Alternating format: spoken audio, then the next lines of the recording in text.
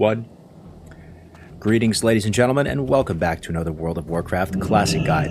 My name is Kargoz, and today I have the great honor and privilege of presenting for your viewing pleasure a 90-minute discussion with 7x Rank 1 Giga Chad legendary Warlock Scryna. We're live on twitch.tv. We got hundreds of people watching right now from NAEU all over. Everybody's super excited in the chat to spend this time with you, brother. Scryna, how you doing today, my friend?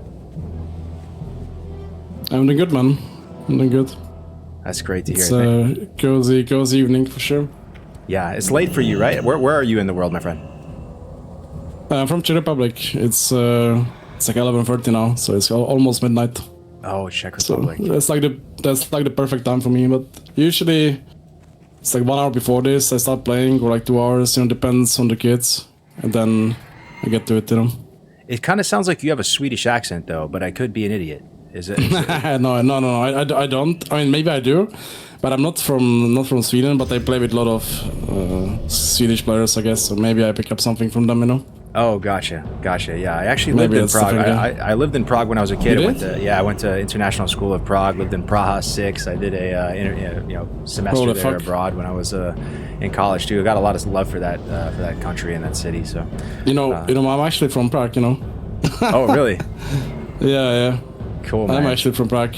Well, I was living in Prague, but now I'm living like close to Prague, so I travel. But yeah. Used to go to Winchester Square every day, get my little bratwurst or the hot dog with mustard. I used to the KFCs in Prague, guy. I don't know why. Like, you go to a KFC in America, there's like a dead guy in the corner. You go to a KFC in Prague, it's like literally red leather sofas and like waiters, and it's like super nice. And but anyway, man, it's really great to have you here. Could you just give the chat like a little bit of a background of your just history with the game? Like, when did you start playing? Did you always play Warlock? Yeah, I can try. Okay, so I started playing. Well, I can go back, maybe even like a little bit before I started playing WoW. Because before I played WoW, I played Counter-Strike 1.6. When I was like, really young, about like 8 years old, I started. I think I played for like 7 to 8 years. Then I stopped because I had some problems with the community. Because like back then, like a lot of the players were actually cheating. I didn't like that, so I was like, okay, I'm gonna step away from this game. And I found WoW, because I had some friend that played CS that got me into WoW PvP, and he was like, yeah, look at this game, this is, PvP as well, so you might like it, and I just tried it a little bit, and from that point I started in TBC, and I think back then, it was still TBC as well on retail, but I was playing on private servers, because I couldn't afford too much of the live game, because so I was very started on private servers, born in the... Yeah, wow. I was born there. Yeah, I was born there. That's crazy, dude. Born in private servers. That's wild. And also the FPS background is crazy. Like, those are some of just the most elite gamers. The people who are good at like shooters are just built different. So makes sense, man. Okay, so you always played Warlock, or when did you? No. Yeah. No. I started playing. I think back then when I started was Shadow Priest. I mean, I think I tried a lot of the classes, but I liked Shadow Priest the most. I became a Shadow Priest main, like really early. That was like my main focus. For a bit, I even made a video, like, back in the days, like 15 years ago maybe, from, maybe some people will remember it. It was called Arena Tournament, There was a private server that majority of players played in. And I think that came during Wrath or like early Wrath. And so that was like a really big server. But I used to play on like a small Czech and Slovakian private server that was called Defender. Maybe some people in the chat will remember that, But that's where I was born, and a lot of the elite TBC players still now that they still play it on that server. So I used to play Shadow Priest. I mained obviously Shadow Priest Rogue. That was my main comp. And I think I played a little bit of Rogue back then. But mostly Shadow Priest, And then I got bored like after like 1 year and a half of TBC, and I moved to Wrath. And I played on Arena Tournament and Defender as well. Like, it was the same server, but it was moving to Wrath as well. I think this was still on live. I think it was still Wrath as well. So it was like, there was private servers for TBC, for Wrath, and there was also retail for Wrath back then, So I played there. I played Shadow Priest mainly. I played Shadow Priest Rogue. That was like my main comp, I think, when I remember. And I also played Rogue, I played Rogue as an alt always, kinda. And then later on, when I moved to retail, because after a while I stopped playing on private servers because I didn't like it. The server was like being kind of inactive, so I started playing retail in MoP. And from MoP onwards, I played until Shadowlands, and I was maining Shadow Priest. Then I switched to Rogue at like season 15, and I was trying to get my first Glad. Basically, from that point onwards, I got it in Warlock Scryna, which I was playing as a Rogue main actively. I was coached by one of the best mages at the time back in MoP, because there was some really good mage that asked me, because he knew I played Rogue in the past, said, do you want to play Rogue with me, I said, yeah, for sure, why not? And he kind of like, kept me around, and because he saw some potential, I guess, with me, and I made Rogue since. And then in TBC Classic, I swapped to Warlock. I played Warlock as an alt in Wrath of the Lich King in a tournament like 2012. 2011, I think, maybe I'm wrong with the years, but I mean, maybe some people in the chat will remember the days when like all the big players played on Wrath in a tournament. I think it was called Abyssal back then, I'm not sure. Mech was playing there, laners, Avizura, Mir, Hydra even. That was Rinkata, I think. And in that time, Wrath was very popular, and I played Shadow Priest, I played Rogue, I played Warlock as an alt, because my friend asked me to play Warlock because I used to play Shadow Priest, so it was like, let's just try some Lock Shaman, like you will see, like I feel like you're gonna be good, So I was like, okay, I'll just try it, Nice.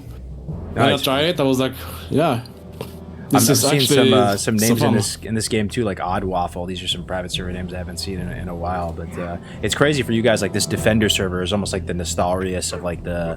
I don't know if you've heard of Nostalrius, but that's for a lot of us, like a private server we're nostalgic about, right? Like for some of the early PvP heads, it was this Defender server. So, yeah. It was mostly like Czechoslovakian players, They were playing there. It was like our server, let's say, Like there was there was always like some arena tournament that was like global, right? And then there was like some smaller servers like this. So I played on that smaller server, and I also played on arena tournament because the challenge was on the bigger server. Because most of the best players played in there, like it was that's how it was back then. And if I go back to the Warlock thing, I ulted Warlock back then, and since that moment I was playing it, like 10 years ago, maybe like 50 years ago even now, I knew I kind of wanna play Warlock again. But I didn't find an expansion on retail since that I could like play it, because I won't always play Affliction. I never like Destro too much. I was all about this rotty playstyle, like I liked rotting people down, and I really like Kata Warlock, So I came to retail at MoP, and MoP Warlock wasn't the greatest in the beginning, and Shadow Priest was really good, and I was like a former Shadow Priest main, so I immediately just went to Shadow Priest because it was like the best class, one of the best casters. And that's like how it stems for me, because I used to be a Shadow Priest main, which is basically, I like to compare it to Warlock in TBC, because Warlock in TBC, in my opinion, isn't just like a DPS class, it's like defender in like football, right? Like you can do damage, but you're also like a defensive kind of player, You do both. You have like both roles. So that's how I view Warlock in TBC. And that's a great segue, because I think I want to know your frame of mind for the game when it comes to the TBC meta. Like a lot of people, all day, every day in Twitch chat, people are asking me like, how is Shadow Priest in TBC? How is Mage? How is Rogue? Like how is is this class good in this season? Is this, who wins in a 1v1, a Mage versus a Rogue? Like, I'm just curious your thoughts on the game. Like, do you feel like Warlock's in a good spot in TBC overall? Do you feel like it falls off in the later seasons? Do you feel like, just what's like the rank 1 framework for like viewing the TBC meta? I think Warlock is one of the best classes for sure. It does fall off like in season 3, season 4, because Mage just gets too OP, I would say, right, with the PV gear, and like Warlock doesn't benefit from the PV gear too much. That's like one of the biggest things I would say and point out, because like Mages get better, Warlock gets weaker. Like before he gets like the enough haste, you can kind of gatekeep him with Curse of Tongues, but then comes the point when he gets the haste gear, and then all of a sudden he dispels tongues, he casts Frostbolt, he casts a ship without tongues, so at that point you're getting weaker and weaker. But Right. it doesn't matter because you can play with you can have to play with OP classes too. You can play with rogues, you can play with druids, you can play with the classes that are becoming OP. That can kind of help you out. Right. Yeah, and I see you actually. I play Lock Rogue mainly, and I see that you pretty much are just playing every Lock comp, like in your videos and stuff. Yeah. Like you play. I saw you play with the Warrior, you play with the Rogue, and Shades told me that you actually got rank 1 with Roguelock. Is that correct? Or, yeah, it is. That's how I kind of started my stream, because I started streaming in TBC Classic. And in TBC Classic, there wasn't that many. There was like no one that played in EU and streamed it. Like actually. Yeah. So I was like, okay, I play this comp. I love this comp because this is like, you can see the similarity with Shadow Priest Rogue, right? I used to main that comp for a reason. I like to play with rogues, and since I main rogue as well, I can maybe add like one more thing to the rogues. I used to be like a multiple times gladiator on rogue, and I was like a couple games off in my peak rogue gameplay from rank 1, So I was like a like a soft rank 1 rogue, I guess you can say. I missed it like few times by like one game or two. People from retail that they know me or remember me from retail, they know me for rogue, which is a big question mark from the classic people, because they know me for Warlock only. And then they figure out, okay, that's you play big rogue. that you mained Rogue before, because it's just so important. You know what your partner's toolkit is, right, and what their perspective is on the games. That's incredible, dude. I literally would not want to be anywhere else on the planet Earth right now, because I play Lock Rogue, and I also really want to learn Lock Druid this time around, and I want to like kind of like just get like a good head on my shoulders for understanding how to approach that. So I'm personally, selfishly super excited that you're here right now, man, and like my mind is kind of like racing. So start compiling your questions, chat. We can start taking some questions from the audience in a bit, but let me go back to my list of questions here and look at some of this stuff. So let's say going into season 1, like what's going through your mind right now? What comps are the strongest? What's your main comp at this point? Is it still Lock Rogue? Do you like Lock Druid? Do you what's your strategy going to be here? Yeah, okay, I can take it away. Okay, for season 1, I think the best comp to play for Warlocks, I think, is Lock Priest as Alliance this time around. Like, it's like, in my opinion, it's a S tier comp overall, because you only lose to like good Warrior Druids, you lose to some Priest Rogues, but you counter every single double EPS, and you counter a lot of other stuff too. It's not just that, you like counter every like Mage Priest, like even Lock Druid, you kinda like have an edge, because Druids go and you can just like dot everything and you get insane pressure. So I would say that comp is really strong and it's really easy to play. And like most of the people, like if someone's asking me like what should they play, I tell them just play this, because it's very simple to execute. It's just you put some dots, you press this spell, and you heal, right? So it's very simple to understand, and very effective. So let's start with that actually. With DPL you're referring to, right? Disc Priest Lock, just so everybody in the chat is following along, right? When you're first looking at the comp, like, and you don't really know maybe much about TBC, and you're just looking at these classes on a surface level, you might think to yourself, wow, like they only have one real CC tool with like Fear together, like Psychic Scream and Fear, and it's on the same DR. Like, how are these people supposed to peel rogues off of each other if a rogue's sitting on me? You don't have a Cyclone, you don't have anything like that, like, or if there's a warrior on you, like how are you supposed to peel this warrior that's just blasting your face in? Can you give us like the frame of mind for playing DPL? Yeah. So like, sure. Let's just start with rogues. Yeah. We can maybe make a comparison. We can go over like Rogue Druid, right? And that's like very common comp. So when Rogue is sitting on Warlock, the priest should be fearing the Rogue off you, But it doesn't mean Lock should not be trying to fear the Rogue himself, because if he does, then all of a sudden like the Druid can just like charge in and like do whatever he wants, because then the priest has a fear for him. So he doesn't want to do that, right? So you want to kind of work the fear, and if you can't get it, he's gonna use like Gouge, Deadly Throw, Cake, like all kinds of stuff, like Garrote as well. Then the priest just fears him, So you wanna use the fear defensively for the Warlock, if you can't get a fear himself as a Warlock.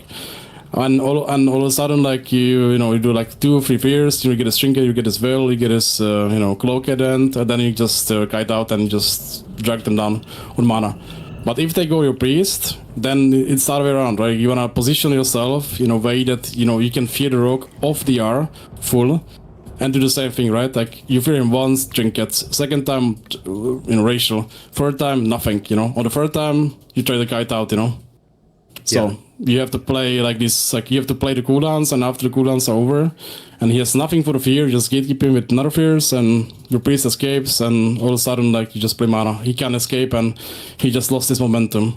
That's like the general approach. Okay, that makes sense. That makes sense. But would you say that you are unfavored versus these rogue teams? Like I feel like there's that TBC is kind of a little bit of like rock paper scissors to an extent. Like, and you have certain things where like warriors like putting damage into rogues, and rogues like putting damage into warlocks, and mages like putting damage into whoever. So it's like it's I guess from a DPL perspective, like I would imagine you would do worse against rogue teams because they're oftentimes undead, maybe better against warrior teams, better against like people say you run DPL to counter double DPS, and I've also heard a lot of this about this Hellfire, like that Hellfire bouncing prayer of mending is like some insane value. This is something that is hard for me to wrap my mind around because globals are so valuable that you would just sit there and Hellfire bounce prayer of mending, and that's the best line of play you can take. Maybe you can share some insight in any of that. Yeah, I can for sure. But basically, when like if we go back to the rogue druid scenario, right? What you would do is you wanna work the fears. So eventually he has no out for the fear that's gonna be full, and in between they doing this, you don't wanna like fear him there after that. Just wanna take the fear, force a cooldown, wait next DR. Okay, just like straight up after that. If you can, and then. In the meantime, you can dot druid, and you can also bounce mending off cooldown. That should be bounce off cooldown really. And you can even do like a max strength of Hellfire just to do some damage if the druid is not healing the rogue, so you get more pressure on him. Maybe you force a cloak, which is even better, right? So, but it's an essential tool for priest lock. But what about like against rogue mage, let's say for example, or because that's probably the most common double DPS you're going to face. Okay. Would you Hellfire bounce palm? Is that something that goes through your mind? Yes. Yeah, of course. Okay. Like there comes a point when you kind of gonna be stuck together with the priest, and like it's almost not even for the fact that you wanna bounce the palm, but you wanna do insane damage with Hellfire. You're just gonna do like max strength Hellfire.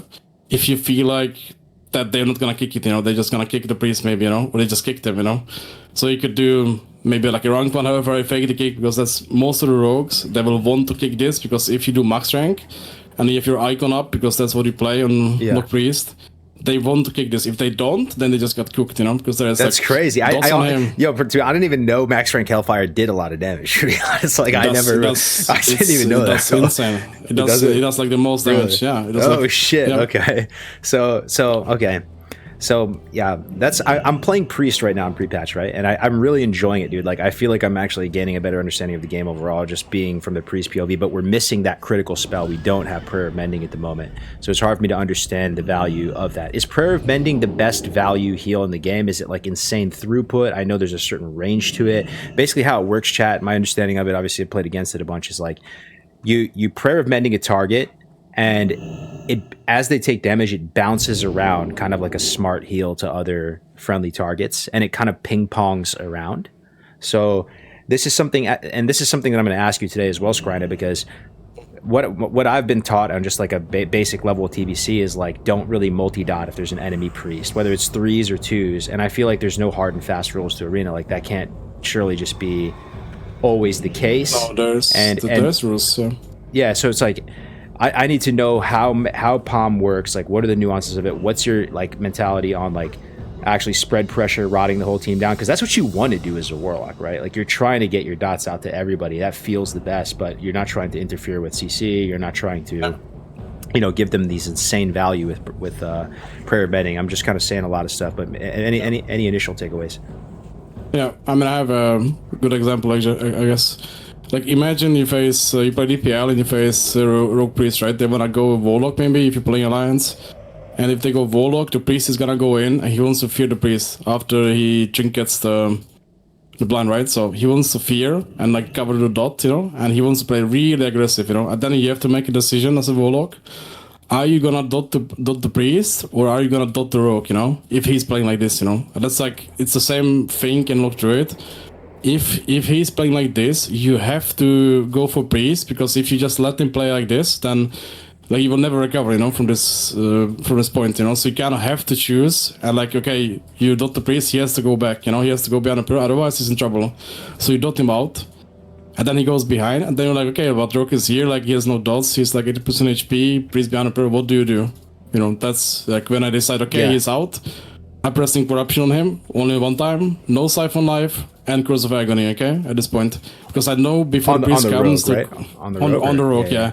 Yeah, on the rogue. And the priest is behind Emperor, and he wants to come back because he sees, oh, he's dotting my rogue, okay, I'm just gonna go back, I'm gonna bounce the bending again, Because that's what he wants, right? He has some siphon life maybe, he goes back, and all of a sudden maybe the corruption just expires before he gets back, and then you just swap the Curse of Agony, you bait him out, that's what I do most of the times, that's what I suggest to my coaches. I see. So right? you're planning on just because corruption doesn't last that long. It's like, what is it, 14 seconds or something, and then you're gonna swap the curse. Okay. Yeah. Okay. And that's how you're like big brain most of the priests, because they think, okay, there's Curse of Agony, surely he's gonna, let it be, I'm gonna bounce some mending, we're gonna be fine. Yeah. We're all good, right? And then all of a sudden he's in the open, and then you just dot him again, and then you go him, and he's like, oh, you swap the curse to weakness, right? Or like, yeah, I guess weakness is the best there because you can't guide the rogue anyway. And then just, like do the same, you just do the same thing again, like you dot him up, you go him, okay, he goes back, go back to rogue, that's how we create like this kind of spread pressure, that's how we get more... Interesting, because I feel like most locks, they know about this trick of basically just putting on a curse and then spamming Searing Pain. Like you can basically like kind of trick someone to like maybe trinket a kidney or something with that. But you're taking it a step further by like just getting it, because corruption is a big deal. Getting a corruption on something, it can proc Nightfall. It does the most tempo damage of your dots. And it doesn't last so long. So I understand exactly. But if you don't play around mending and you just dot both targets, it's a nightmare, right? Palm is just it's too much. Yeah, you can't do that. Yeah. What about in threes though? What about in threes? Like, let's say you're playing RLD and you're up against RLP, right? And let's say the general strategy is like, oh, I found rogue. Like we're going rogue. Here we go. Like I'm dotting the rogue up, and you're keeping tongues on priest. Like, why are you not dotting that second or third? Is there a time where you full send dots on all three targets? Like maybe you cleared blind on your rogue. I'm trying to understand the mentality, like the thought process on what tells you like, okay, now it's okay for me to just start dotting everybody. Okay, like the rule in TBC is like, since prayer mending is really strong, you don't wanna ever like if you think they can bounce mending there, like you never wanna give them the opportunity to do it, like if they're staying on top of each other and they can do this, like you can't really do this, you have to choose, okay, we go rogue, then we go rogue, there's like no dots on priest, no dots on lock. Maybe you could cover the first on lock with like wrong one corruption, maybe, so you're efficient, maybe you get some procs of that, like that could be a thing, but like you kind of need to make sure, like if he's in a position that he can bounce spending, then I would rather not do it, just like spam Fierce, he dispels it, then he's spending some mana, but like you don't want to give him that. Like if you can avoid it, you should. Same into like if you play into Priest Rogue as a DPL, like you don't want to give him any bouncing, because it's just too much healing. So I'm getting the understanding now. So pretty much like if you're up against a priest team, you do not want to just dot into prayer mending, and if you do, you need to have a plan. Like you need to be willing to swap that curse and maybe go for that corruption value, but be ready to swap. And I feel like that's for some people, maybe they know this already, but a lot of people, especially if they're new to lock, this is a counterintuitive thing. And it's the things that I wish I knew, like starting out and stuff like that. So I feel like that's like that's really good comm. So Disc Priest Lock, you recommend this for Season 1. Could you tell us a bit about like what it's strong against, what it's weak against? Yeah, like I said before, like it's really good into WPS because it counters basically every single WPS in the game if you play it on Alliance, because you have the Dwarf Racial, you have the Perception, you get like, also like another fact is Perception is insanely good on Classic Alliance for some reason, like it's like way too strong than compared it to should be, I service, guess. Right? Yeah, I felt that. And since that is a thing, you just go in with Perception in the gates and you just get them out. And if you get them out into WPS, it's a Vanish, maybe Cloak, into Rogue Mage, for example. And if that happens, like the game is basically over, because the next time Rogue opens, you dot in full and, no Cloak and it's GG, like they have no chance. Yeah, Like and is it the double dispel too against specifically Rogue Mage? Because this is what I heard about EU on NA. There was I think there was one Disc Priest lock team season 1 rank 1. EU had 6. That is insane. It was almost the highest amount of rank 1 teams. I think it was tied with Rogue Mage or something for rank 1 spots. So, but people were saying that the comp's actually not good. They were just sniping. But you actually do think the comp is? No, the comp is insane. Like the reason why it's insane because it, like I said, it counters the double EPS, and there's a lot of them. A lot of people love to play double EPS, and not only that, like it does well into basically everything except like Rogue Priest and Warrior Druid, like as far as I know. So that is like the biggest strength, you know. And if you think about like what counters Warrior Druid, right? Rogue Mage, you know, there's always gonna be like I don't know, like 3 to 4 Rogue Mages and 1 Warrior Druid on ladder because like Warrior Druid just like gets countered by a lot of comps, you know, like it's not that good in season 1, you know. And there's a lot of Rogue Mages because it's by far like one of the most played comps I think in TBC. Like it's very fun to play, it's very straightforward, it's very strong, it's like S tier every season. You know, like it's the synergy is always there, it's always a thing, every expansion, every season. Like the synergy was always there from the beginning of times, you know, from TBC, right? So absolutely. So if you keep this in mind, then you know DPL does well into this comp, and you just have to get lucky so you don't face these Warrior Druids, you know, because if you face them, there's a big chance you're gonna lose. But like there's a way to play around, you know, Warrior Druids as well, especially in season 1, because you can kind of play like a draggy game. You can try to CC the warrior, like fear him one time, right, and then you get rage.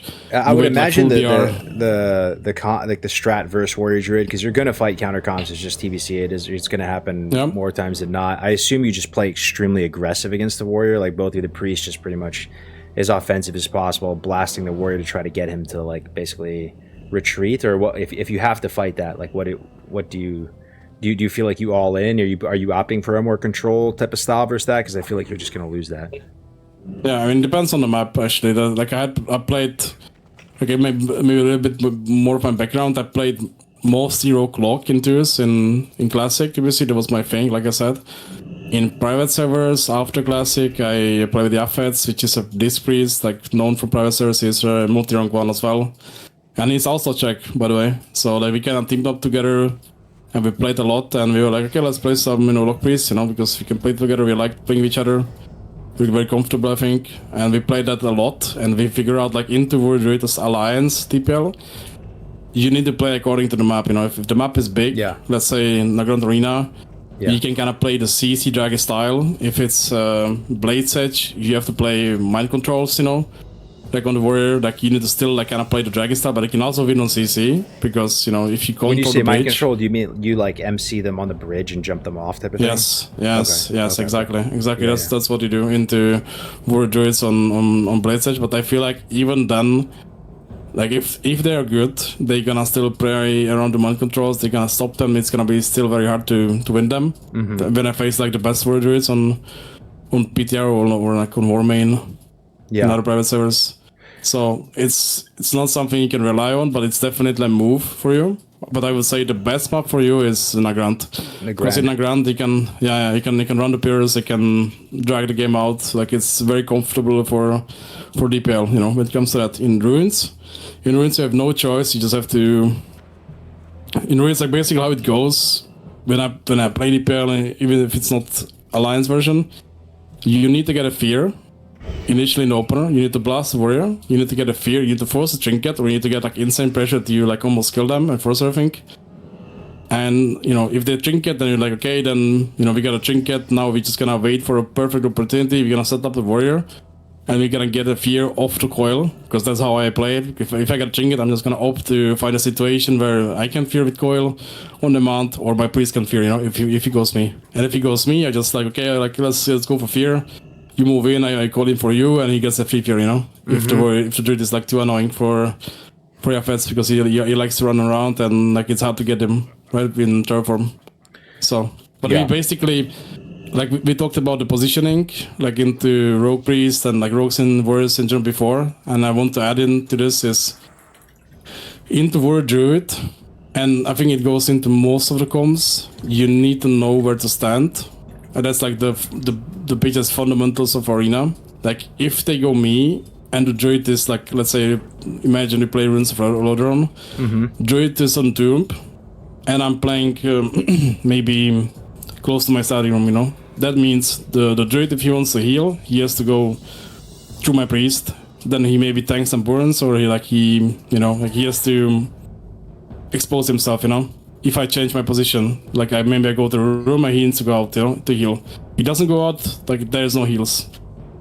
Right, so you need to know how to move and how to position yourself in these situations. If they go my priest, he has to do the same thing I did. He has to move himself, so the druid is gonna be exposed, and I have a chance to get a fear on him. You know, if I land the fear without using coil, we have a win condition, 100% on demand. I can send it whenever I feel like, you know, I can get a kill on him. You know, that's how I play. Like I don't just like press coil to get a fear just to get a trinket, because that's just gonna make it harder for the future, you know. Because like you wanna get a trinket, then try to set up something, you know. And he knows like you have it, you know. So he's gonna be more scared of you doing it, and you can get a kill. That's like level 2. You're not relying too much on coil. Like you're trying to be able to say that. That's kind of what Bob was telling me the other day too. There's just so many levels to this arena stuff, right? Like it's like he uses coil as like a catch-all. Like how do we fix it? How do we create time? How do you appeal for me? Like you need to get a rogue off me. Like we're not like relying on it. Like we need it for our, you know. Yeah, we need it, right? So that's like great comms, bro. That's just DPL too. So that's his advice, guys. Just to like get on the same page for season 1. If you want to play maximum strength Warlock team, Alliance DPL. I've seen Josito play like double undead at a rank 1 level as well. So I think you can play it on both sides, but it makes sense why Alliance is so strong. Let's move on to the next one. So outside of DPL, what would be like your second favorite comp to play? Like let's say season 1. For Warlock. For me or for majority of players? For you, man. Just for you, yeah. Okay, for me, I would probably play. I mean, I guess it's kind of equal. I think Lockrock and Lockdruid. Lockdruid is like better than Lockrock, I would say. If you think about the highest level, if you're really good together as well, I would say Lockdruid is really strong. Maybe even on par like with DPL if you play Orc Warlock. And I guess you know the reason why you play Orc Warlock, right? For that comp. To get rid of the wounds. Yeah, there's a couple. Maybe you can just tell the chat real quick just what you're talking about as well, because even as many times as I explain it, dude, there's still tons of people they still don't quite make that connection. Right? He's gonna tell you guys why Orc is actually insane in PvP. Yeah, well, let's just say like you play a Lock Druid and you play Undead. Like most of the rogue teams, you know, if they want, they can just send all the cooldowns on you. On the Warlock, right? And they can just win off that, you know, like majority of the teams, they can just press everything, they pay for like maybe second blind, you know, is here, like they just win on that, you know. But whereas like if you play Orc, you know, there's like extra stun resist, there is the Rage like I mentioned, Blood Fury. It makes it that, you know, you can't get wounded. There's like no wounds that can be applied during the duration. So you can pop it and time out some heals after duration expires. That means you can time out your Hellstone, your Coil, your like NS maybe heal. And that just breaks the game for the rogues, because they can't just like mindlessly all in and like believe they're gonna win every game like this, you know, because if you do it right, like they're just gonna break the script and then all of a sudden they have no cooldowns. Exactly. And then what then, you know, right? I love that expression. The thing is, too, guys, you have to realize, so everybody has a 5% base stun resist, right? And then Orcs have an additional 15% from hardiness, so you're at 20 just right off there. And then Warlocks run the 5% meta gem stun resist plus 18 stamina as well, so you're actually sitting at 25%. So every stun they're sending into you over the course of like a 4 or 5 minute game has a 25% chance of resisting a cheap shot, a kidney shot.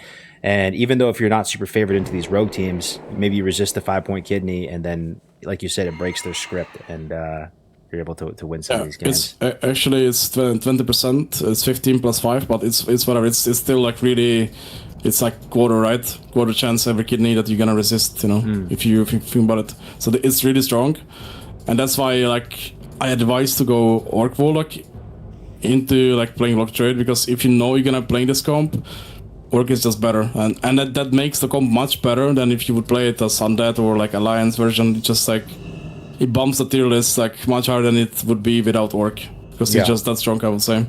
Yeah. That's good comms.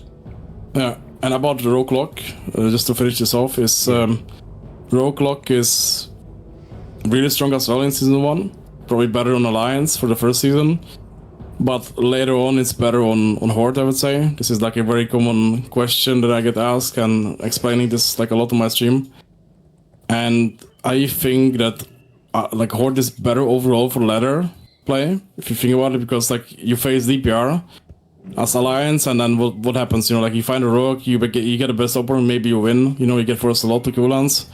What happens if you don't find them? You know, like what happens if the rogue just opens on you and just like gets a cheap shot on you shift? You know, then all of a sudden like you don't have the best opener. Like it's just, you know, one fear on your rogue or you, and it's a problem. You know, like it's not.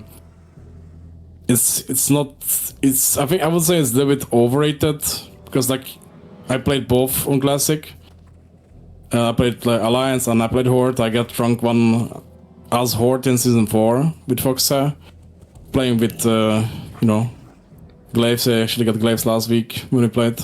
Oh, nice. And I played in season 2 as well with Shaban. And on Alliance, it was like he had some really good matchups, like Rogue Mage. Like there was a lot of really good matchups, but there was also like a lot of really bad matchups, right? Like that's how I tried to explain this. And as Horde, like you have a lot of decent matchups. You know, like you don't have like super like impossible matchups. Yeah. In comparison, like you have more like average. You know, like you just like you're good for ladder, right? If you know like you don't know what's queuing, you just have no idea. You just want to play the game. Horde is always gonna be the best. I feel you, bro. I actually agree with you, man. And like I've gone through levels of this, because I played Horde the first time around Roguelock, right? And I was thinking to myself, oh my god, I should have gone Alliance. I griefed myself so hard, man. I went, you know, that's how I was feeling the whole time. But then I started playing with Alliance, and it is good for sure, right? But if people are creative and you don't get value from that perception opener, like it feels pretty bad.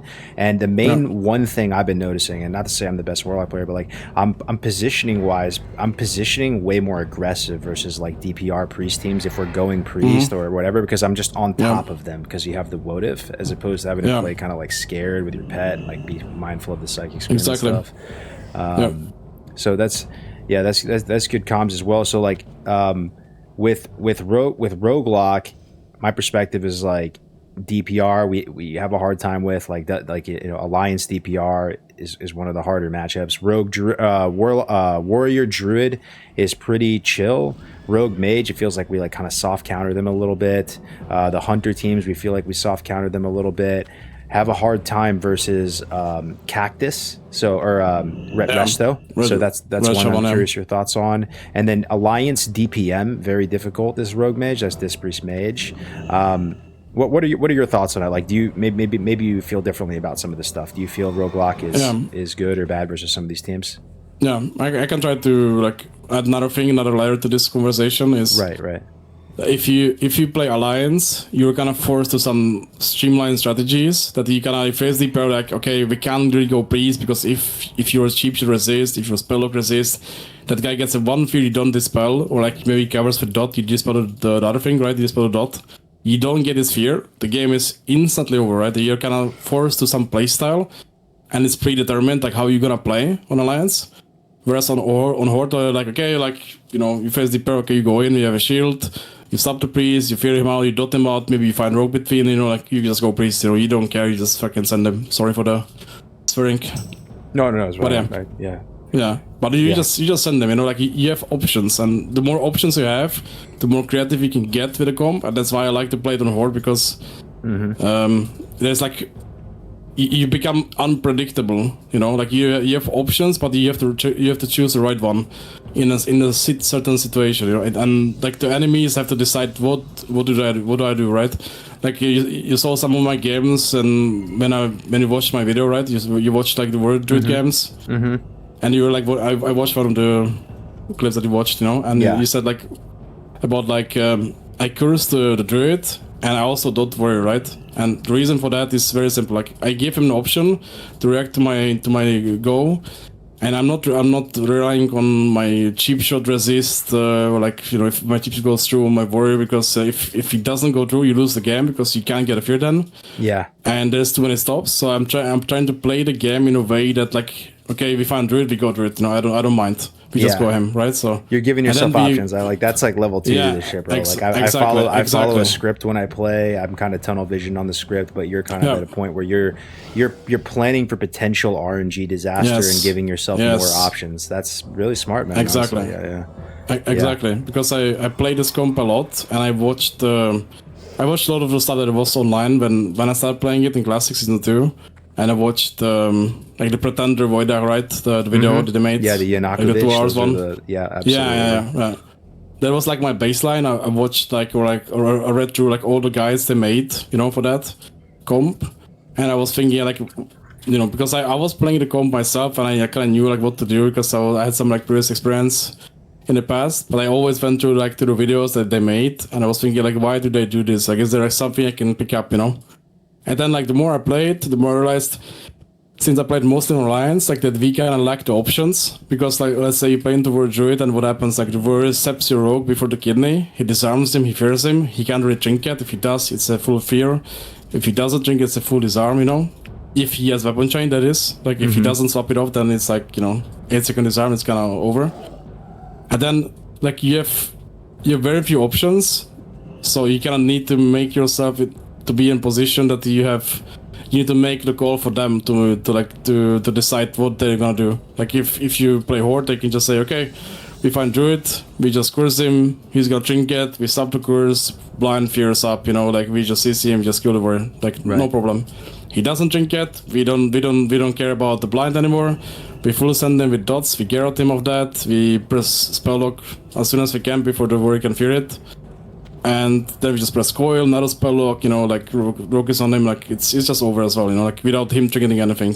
So like the way I like to play the comp is like I'm making my decisions based on what they do, I give them options, and I have like scripts and subscripts and so on, Yeah. And you think Undead gives you just more cards than exactly. Alliance, or Alliance you because you don't have that versatility of being able to be, because people do play differently, man. If you see it, you're up against Undeads, like you are changing what you are doing, because a lot of times it's just not going to work out the math if you try to send too many globals into trying to get these guys feared, chewing through the WOTF, chewing through what they have. By the time you're through all that, you're dead.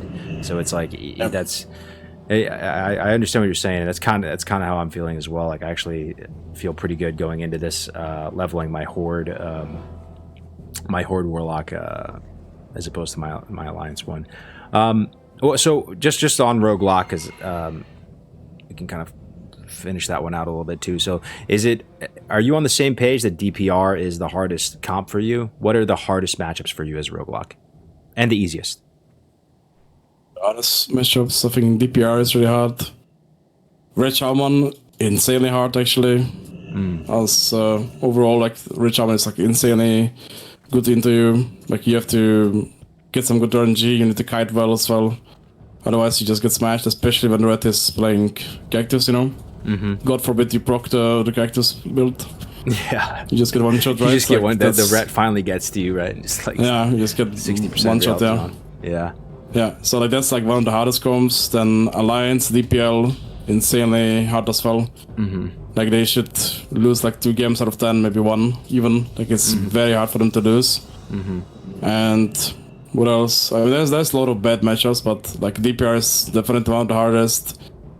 There's DPL. There's I would even say Warrior Bala is kind of hard when they play Double Dwarf. Double Dwarf, right? Yeah, 100%. Yep. Yeah, that is kind of hard as well. Even if they play Orc, like it's still good for them because they can. Maybe I'm just exposing too much now, but like most of the better Warrior Paladins, they probably know this as well. They like to pop when they racial, and then we go back to the racial thing. Like if they play Orc, they can just you can't apply the wounds, and all of a sudden they pop the racial, and then like he has no debuff for the wounds, and he can just get top to full HP. All of a sudden. I didn't even know that. That's crazy. So they bop to remove the wounds. Yes. Yes. And then they just cancel it off, right? And then they feel them. Yeah. Double Dwarf is crazy, bro. Like it also is such a game changer, man. Like even double Dwarf Warrior Priest and stuff is just a different beast from anything else. Yeah, like the Double Dwarf. I was talking about like Orc Warrior and like Battle Paladin. I was talking about that ratio that like you can pop the ratio off Blood Fury. And all of a sudden you buff like the debuff they have for the wounds. So they might have the buff. I'm not sure if they have it or not after the buff, but they don't have the wounds, so they have no healing reduction on them, you know, so they can get topped as well in that, you know. And that is brutal because it's basically a dwarf racial, you know, right on top. Yeah. So it's essentially just as hard as like double dwarf or holy paladin warrior. I see. Not an easy comp to face. Like you need to do like really good trinket coil as a warlock rogue. Otherwise, you will never escape. You know, like it's extremely hard.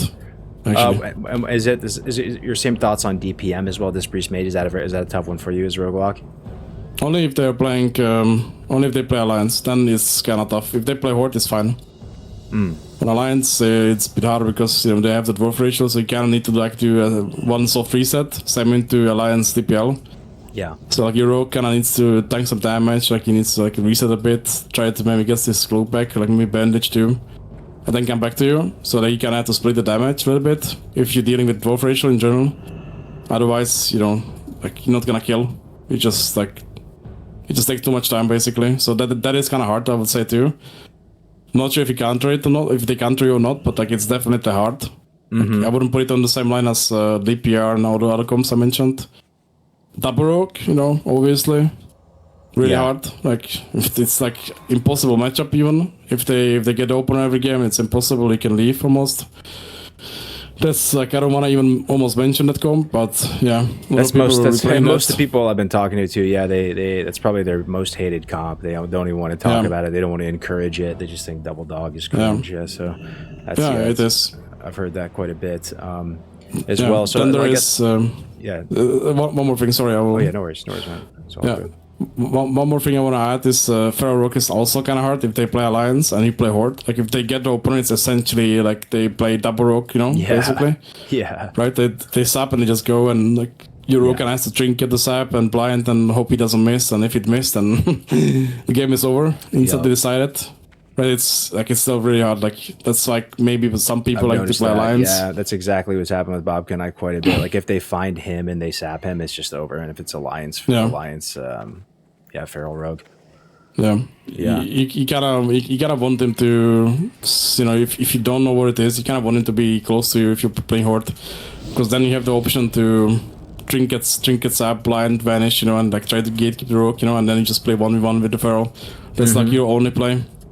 Same into like Rogue Mage, I would say. Like any comp that subs you and it's like double DPS, the Rogue kind of has to trinket and be in position to either blind, or you need to be in position yourself that you can delay the opener.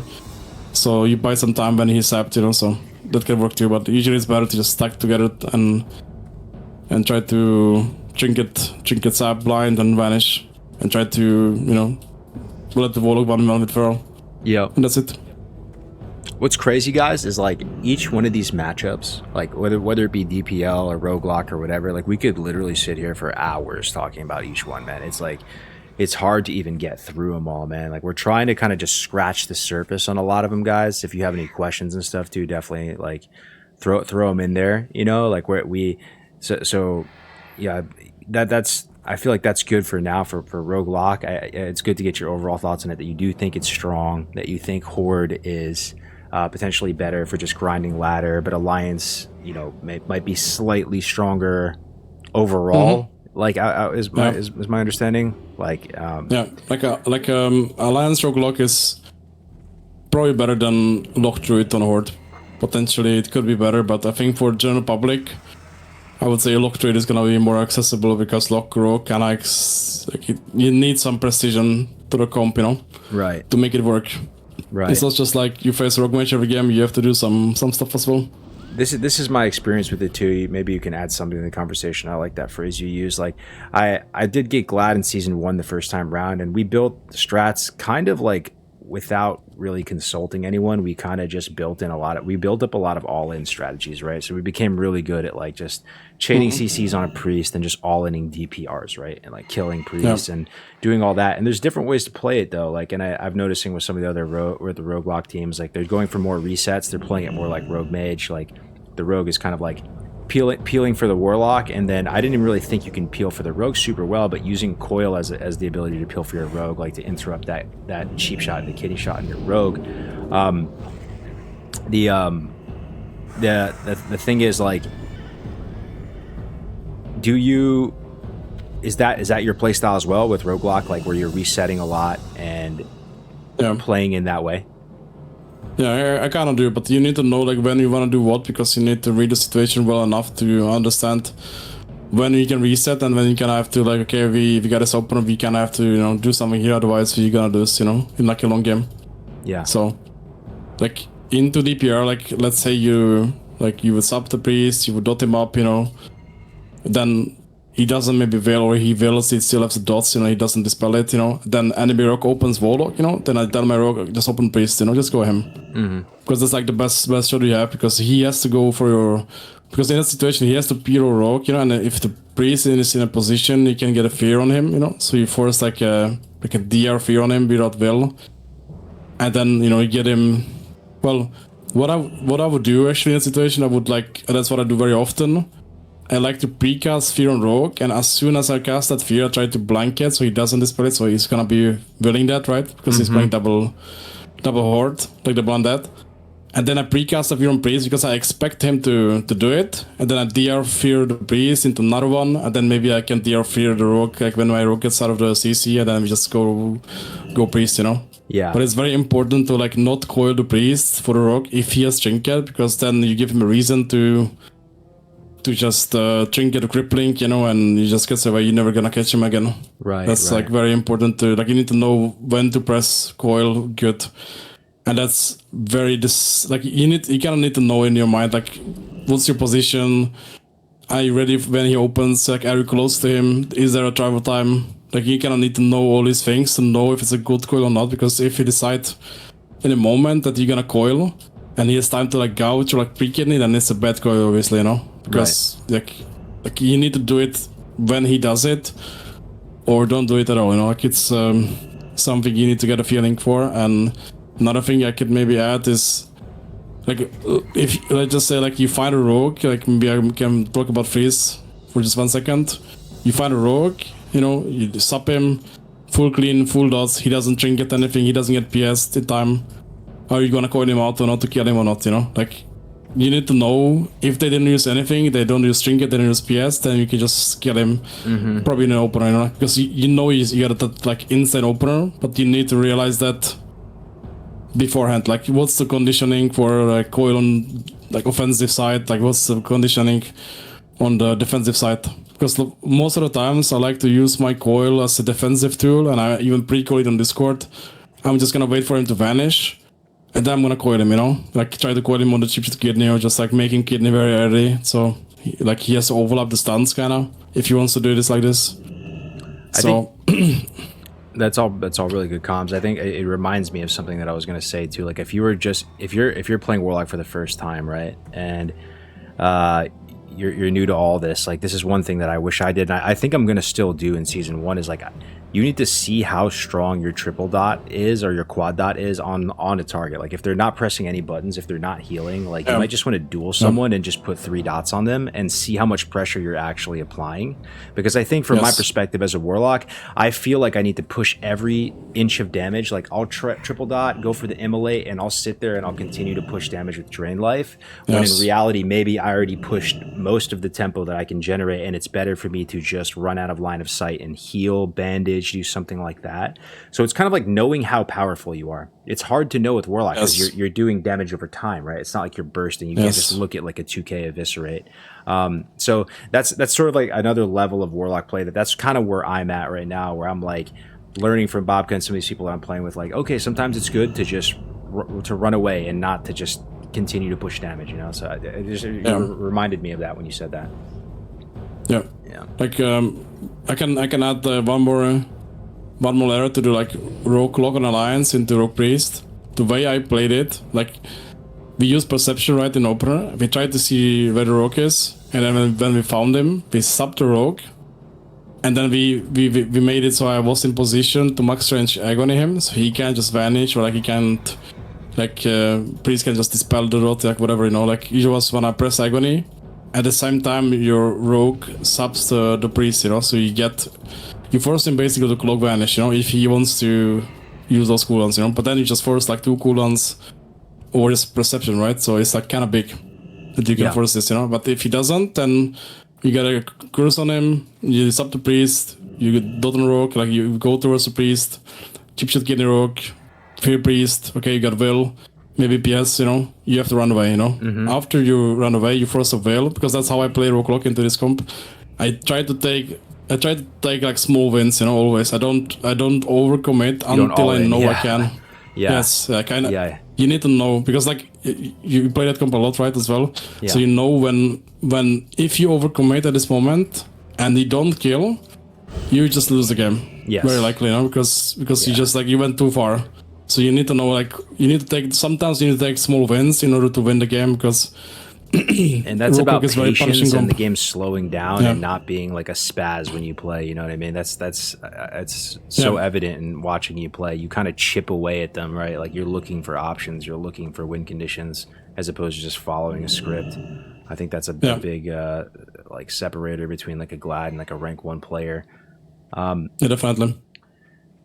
Yes, man. So many. Another thing too, before I forget, I'm just kind of like remembering random things. But can you take us through, like, so Warlocks have a lot of dots. They have a lot of abilities. Let's just talk about like damage abilities for a second. So like your dots, like what's your relationship? When do you drain life versus searing pain? Is searing pain like anything that comes to mind? I guess like little tips and tricks, like when you're triple dotting someone, what do you usually start with? Like when do you go for the quad dot versus going for searing pain for extra tempo? Like when are you going for just spamming drain life in their face? Anything at all that comes to mind. I feel like whatever comes to mind is going to be valuable. Well, you triple dot, that's like the basic thing, and then you decide between, are you gonna immolate or are you gonna press searing pain, you know? The most optimal rotation, I would say, is you get a triple dot, you cast immolate, you cast incinerate. That is like if you don't get interrupted, and let's just say, that's right, yeah. That's maximum just say, like, DPS, target dummy DPS for SLSO. Yes. Yep. Exactly. And that's like that. Like that situation usually comes when, like, they go your priest. Like if you just say we go back into the DPL kind of playstyle. Yeah. Like I just say, like, where goes your priest? You want to all in him, and you have like, you know, like a complete free cast.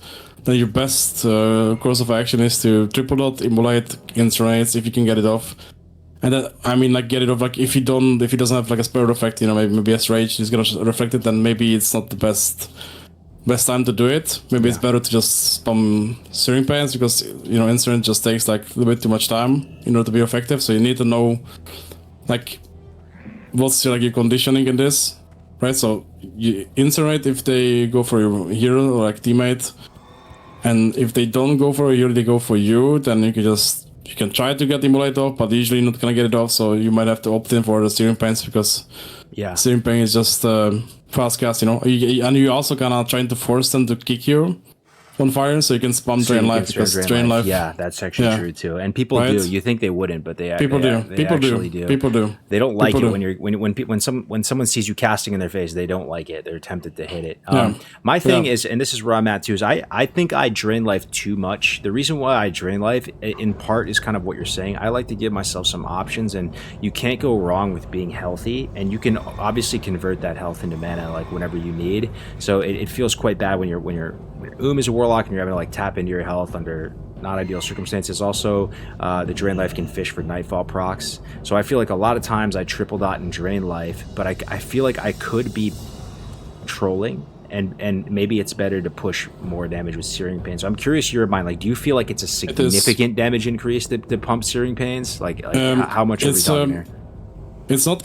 I would say if they're sitting you, and you kind of like, you attempt to press drain, because that's gonna heal you, that's gonna give you the procs. That also amps up the shadow damage, right? Because you have some modifiers for that. So, like, optimally you would love to press drain, because if they go, you kind of want to heal too, like I said. But they want to kick this, you know, like they really want to kick the school, because that's like, they know if they kick this, then they're stopping your damage, they're stopping your healing, and like the fire spells, they can push back you as well. So it's not the best thing to kick. But even when I play DPL and like they going me, maybe I'm 30% HP, I'm still gonna push the fire damage over the drain lives, because I want them to kick me, and if they're not kicking me, they're just gonna tank the damage, and you know, and they have to run away. Like you want to force them to run away, so you can like drain life when they like run over like Ellising behind a pillar. This is a big part of your thought process, though, is them kicking it. You want them to kick it. It's not that it's not that it's the most insane value. It's that like they will kick it, and then you're in a worse spot. Yes. So that's the important thing. Exactly. I'm trying to get my ducks in a row for the audience. Right? Like that's if you're a newer Warlock player, that should be your headspace. You're searing painting a ton, not because it's the most way to generate value, because like, you know, even your fell armor, you're going to heal it like at a favorable exchange rate. You get bonus 26 or 27% healing. Like drain life is insane for you, but they will kick it, and then you're in rough shape. So that's that's really good comms, man. Okay, let's move on to Lock Druid. So Lock Druid, from my perspective, is like the holy grail of Lock 2s. If you ask like the top players, that's the comp they seem to respect the most when it comes to locks. Yeah. Like they don't really seem to respect DPL for some reason. They kind of like shit on it. Same thing with Rogue Lock. They think it's kind of like B tier or Mimi or whatever. But Lock Druid is one of those creme de la creme champion elite type of comps that has a high skill cap and is worth pursuing. So like it's a comp worth investing in that way. If you're going to put in thousands of reps into learning one of these comps, that's probably the one to put some respect on your name. It's something I've seen you play a lot of recently, and watching your like pet positioning with it and all that. I think that's one that people in the audience, type something in the chat, guys, if you're excited to hear his take on Lock Druid. Frame our mind for Lock Druid. Like what's your perspective as the Lock player? You have a Druid by your side. Are they tree? Are they normal? I mean, we don't even have to go in. They're not tree. They're just like normal Druid, right? They're not tree. They're playing the insect form build. Yeah, the insect swarm build. So what's like your framework mentality? What's our win con, generally speaking? We're running out of the gates as Lock Druid, as the Lock player. Mm-hmm. Well, Lock Druid in TBC and in World of Lich King, maybe I don't want to go into that too, but like it's a comp that you want to spam like single target most of the times, you know, instead of like the spread pressure. That's like the difference. That's a key difference between DPL and Lock Druid, because you wanna play for like the single target massive CC chains on Lock Druid, and on DPL you can like throw some dots here and there. Like it doesn't matter too much because you don't actually have like the hard CC, but with Druid you have it. So you wanna play for the hard CC always and set up like the perfect chains. Like maybe a good example is Warrior Druid, right? Maybe you've seen me play like some Lock Druid into Warrior Druid. Mm-hmm. So you always wanna do a clean setup on Warrior, where he has some HOTS. You know, you put the dots between and you push him for CC on Druid, and you're either gonna fear him with a bash or like a war stomp or just like a feral charge, like whatever. Like you wanna get a chain on him, you wanna force a trinket, and as soon as you force a trinket, then you can pull the trigger anytime with like NS Hibernate, NS like a Cyclone, coil into fear, like then you start the chain there. Like it's a heavy CC comp with a lot of precision. Like Lock Rogue, I think there's a lot of like similarity. Like if you play, similarities. Yeah, when you play Lock Rogue at the highest level, I would say from a Lock point of view, you kind of can play Lock Druid as well, because it's a very similar comp. Like you play for. Is that why Lock Druid is so strong though? The idea that they can basically peel stuff off you effectively as a lock, because I feel like that's the it's miserable to get people off you a lot of the time, like as a lock, like whether it's a warrior or a rogue or whatever, and Druid just like has the CC with like Cyclone. It's not just that. It's just you have like a lot of CC that don't deal with each other. Right, you have stuns of Druid, like you have Cyclone, you have Root, you have Hibernate, you have Fear and Warlock, you have Coil, you have Spell Locks. Mm-hmm. They don't DR in TBC. Like you have a lot of CC. Like a lot of CC actually. Like it's insane actually, like how much CC you actually have on Lock Druid, you know. So like you have so much time to kill people. Yeah. With Lock Druid. The main bottleneck I saw when I was trying to play it, because I have played some Lock Druid on like just on like the endless like tournament realm and stuff, and I was messing with it, and I felt like the pet is just a nightmare to deal with sometimes. They just swap their pet, and like especially if the rogues have glaives and stuff, or the warriors sometimes they have like the sweeping strikes build and they just fucking like evaporate your pet. That seems like a tough one, man. What are your thoughts on that? Well, the difference between Lock Rogue and Lock Druid, that's from Lock Puff as well. I can say that the pet position in the pet micro can be a little bit weaker if you play Lock Rogue when you compare it to Lock Druid, because with Lock Rogue, like maybe you get some good RNG, maybe he resists the fear. Like you need to be kind of consistent with Lock Druid with your pet management, because if you don't, then your pet just dies, and all of a sudden like you have to Feldom or you have to resummon the pet. Like you need to find the space for it to summon the pet, because otherwise, you know, like SLSL Warlock in TBC, like you're relying so much on your pet, it's actually crazy. So I even consider my pet as a player. That's what I like to like. Ooh, that's a good little nugget. Consider your pet a player. Yeah. Yes. Yeah. Consider your pet a player, because if you like there's situations where the priest has a fear and he's running to you or he's running to your druid to fear him, and you never want to stack with your pet. You never want to stack with your like druid. Like no one should be stacking basically, you know. So if the priest is gonna fear, you're gonna have a chance to devour, you know, like one of those two. You know, but you never wanna get a triple fear, like a double fear, because it's just bad. Like you need to give him options to like decide like what is he actually gonna fear, like what's the value for him. Maybe he can stop him when he's getting the fear. Maybe he can blanket spell lock him into fear, and then like kite this trinket, you know, then he sees him again, and then like he's completely useless. He didn't even fear. So you need to consider your pet as like, you need to treat him as a player basically. Like you need to really like, care for him. So are you? Does that in reality? Does that, because there's levels to it, right? Like you can have your pet attacking someone at all times, or you can have it by your side. Like the other option is you can kind of park it with stay in a certain spot. Yeah. I'm curious, like, is that you're just like the wavelength are you on when you move somewhere with your pet? Are you looking for a place to put it on stay? Is that yes. Like yes. Okay. Sometimes I do because I know where the priest is, I know where my pet is, because I have a macro that marks my pet always, because I don't play with friendly nameplates. So if I don't have the macro, I don't have the mark, like I don't see my pet, I'm having issues like knowing where the pet is. But like you need to know like the conditions, right? Like, you know, what does the priest have? Like, does he have a fear? Yes, he does. Okay, so you gotta need to know like where is he? Like, is he coming for a fear? Okay, he does. Then you need to pet stay like before he reaches you, because then you don't want to stack with the pet. You know, you want to try to kite him out. Maybe like he wants to fear druid, then you wanna not stack with the druid with the pet, so you have a chance to devour. And like you just need to be like very aware of like where the pet is, what is he doing, where he is.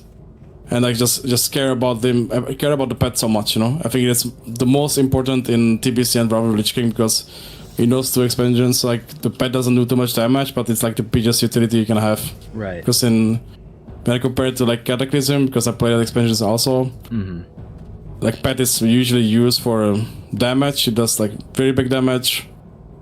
It doesn't have the utility for like dispelling your teammates, dispelling the pet, dispelling any friendly teammates. It's just like offensive devour, and you know, at that point, so like it's less of a utility but more of a like a damage guy, you know. And like you have a couple of restes, so it doesn't matter in the expansion, but in TBC especially, your pet is like your main guy. Like you need to care about him so much, so he doesn't die. Like you need some great nuggets here, Chad. I don't know if you're really picking up what he's putting down exactly, but he has a macro that marks his pet. So I don't know how you use that initially. Like, does the mark stay in between games? I feel like it goes away. I think it goes away, but like I have a script that I got actually from like a long time ago from when I played Rogue, because when I played Rogue, I downloaded Nelio's UI. That's like 10 years ago, maybe like 12 years ago. I don't really know how long it is. And he had a macro that when he sprinted, the script basically did like, if there was a mark on you, it didn't do anything. If there wasn't a mark, it would mark you, you know? That was that's like the script what it does. Yeah. Right? So this is an ancient macro from back in the day that still works. Yes. Nelio, dude, shout out to Nelio. Yeah. And I get this macro and I just use it for Warlock, because I did the same thing for souling. So whenever I souling the pet, it will check the condition, like whether it is like mark. If it's not marked, then it's gonna mark it. If not, then we'll know nothing, you know. Because in retail and classic client, like because you can do like a simple mark macro, and if you press it twice, it will mark and demark, you know, always. Right. That's an issue. Yeah. And this solves it. We'll put this macro, guys. We'll put it in Scryna's Discord. and so it'll be a little bit of a lead magnet after this. If you guys want these super hot fire Warlock macros, so you're gonna have it's already in the section. By the way, I made all my macros available to everyone. There it is. Yeah. And maybe you can link the Discord to me too. I can put it in the chat. We'll try to get some people over to you. And also his Twitch channel is Scryna as well, guys. Give him a follow as well. I can link it in the chat there. Gotcha. So yeah, back to LD as well. So lots of CC, some of the most CC chains. Real quick, actually, before we get into it, are you favored versus Warrior Druid as LD, or is it fair, or like even? What do you think? I think if you're better, or like, I think if you're equally skilled, Lock Druid wins. In the Classic, at least. Okay. I would say. Okay. In Classic, I think Lock Druid always should win if you're equally skilled. Because there's like rules don't break on Classic, fears don't break on Classic too much. So like having those rules, like they just sit, like you just root warrior, you dot them fully. It even happened to me when I played on PTR. I legit had like triple dot, immolate, bolt proc, didn't break the root, by the way. Just saying. Yeah. Like it's crazy, and this, like, if this is a thing, then Lock Druid becomes ultimately so much better than it should be, I guess, into Warrior Druid, because on Vormain when I played, like the root would just break from like a 1 corruption, 1 agony. It would just break to anything, really. Like you wouldn't stick, So you would have to be very careful when you went for CC. So on the Classic kind, it's better. It's actually able to like hold a lot. Yeah. It's kind of like Novas too, though. The Novas don't break on Classic client as well. Yeah. Yeah, exactly. So like I think this is the same for rules for Druid. So that like this is making Lock Druid much better than maybe it should be. And I think it's I think it was like a little bit too nerfed on the private server, Like when I played into AZ and like all these top Warrior Druids like Desp and AZ and some others, then like you could really feel it. Like you literally had to dot like when you were actually like about to line of sight, like in case it broke, You had to dot very light, and like that makes a big difference, because if you can dot before you land the CC, then you have some damage running, and that makes a difference when you're trying to score a kill or like force trinkets, because if you have the dots, you have the damage, there's a chance you might have to trinket a fear, right? Then if you trinket a fear, then the next time you chain, you will have your coil, you have like NS, they can do a lot of stuff, So you just like wait, you're patient, you do it again. Then you have the NS. Maybe you can NS Hibernate. Maybe you can even start with NS Hibernate, by the way. Like that's like a really good thing into Warrior Druid. Hibernate's crazy, bro. Yes. The Hibernate just pushes it over the edge, guys. When you think about it, guys, think about how much CC you actually have. Locke already has insane CC, but Druid has insane CC. I know like half the people in here don't even necessarily even realize how much CC the Druid has, right? Between Cyclones, between Bash, Pounce, they have a little gouge thing too in cat form.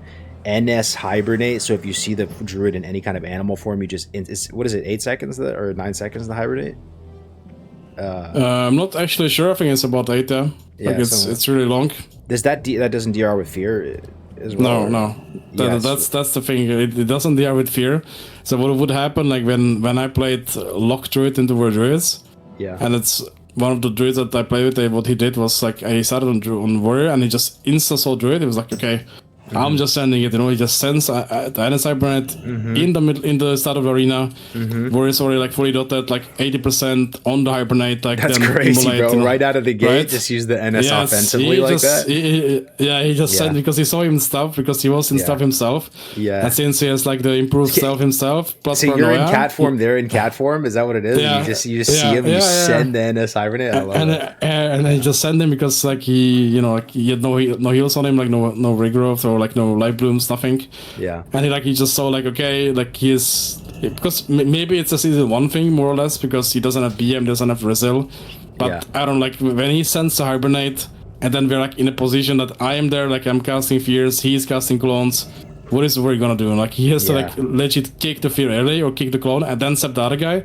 But if he doesn't get a kick, like the other guy just gonna get the CC then, right? And then the Druid has a trinket. And then if he trinkets, there's even a good chance you can kill through trinket, right? Because like the CC chain is so long that even if it trinkets a fear, maybe you get a blanket into refear, into clone, in like, where is that? Like he just dies instantly. Like if you get the free cast on him without heals, like it's insane damage.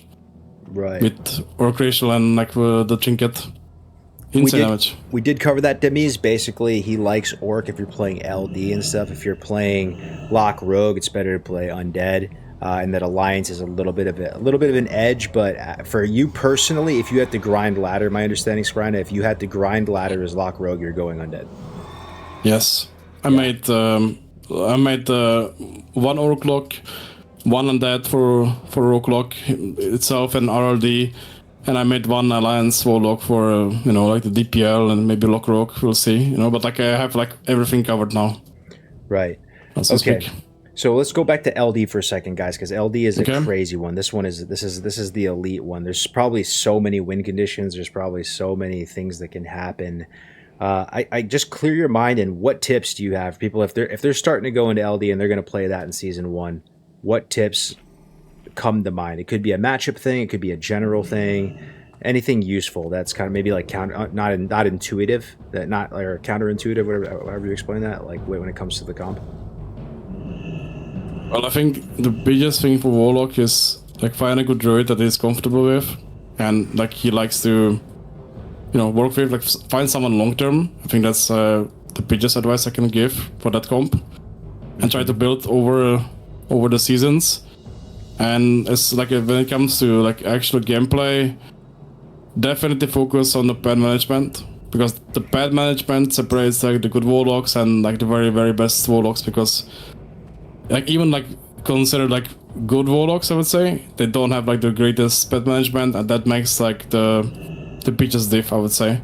So focusing on that early on is a very good thing. I also, since I played Wrath and I played Destro in Wrath, right? I played Destro LD, by the way, just I played LD in Wrath, which was like a B-tier comp, and I played to Glad every season that I played with Nibson, mostly on stream actually.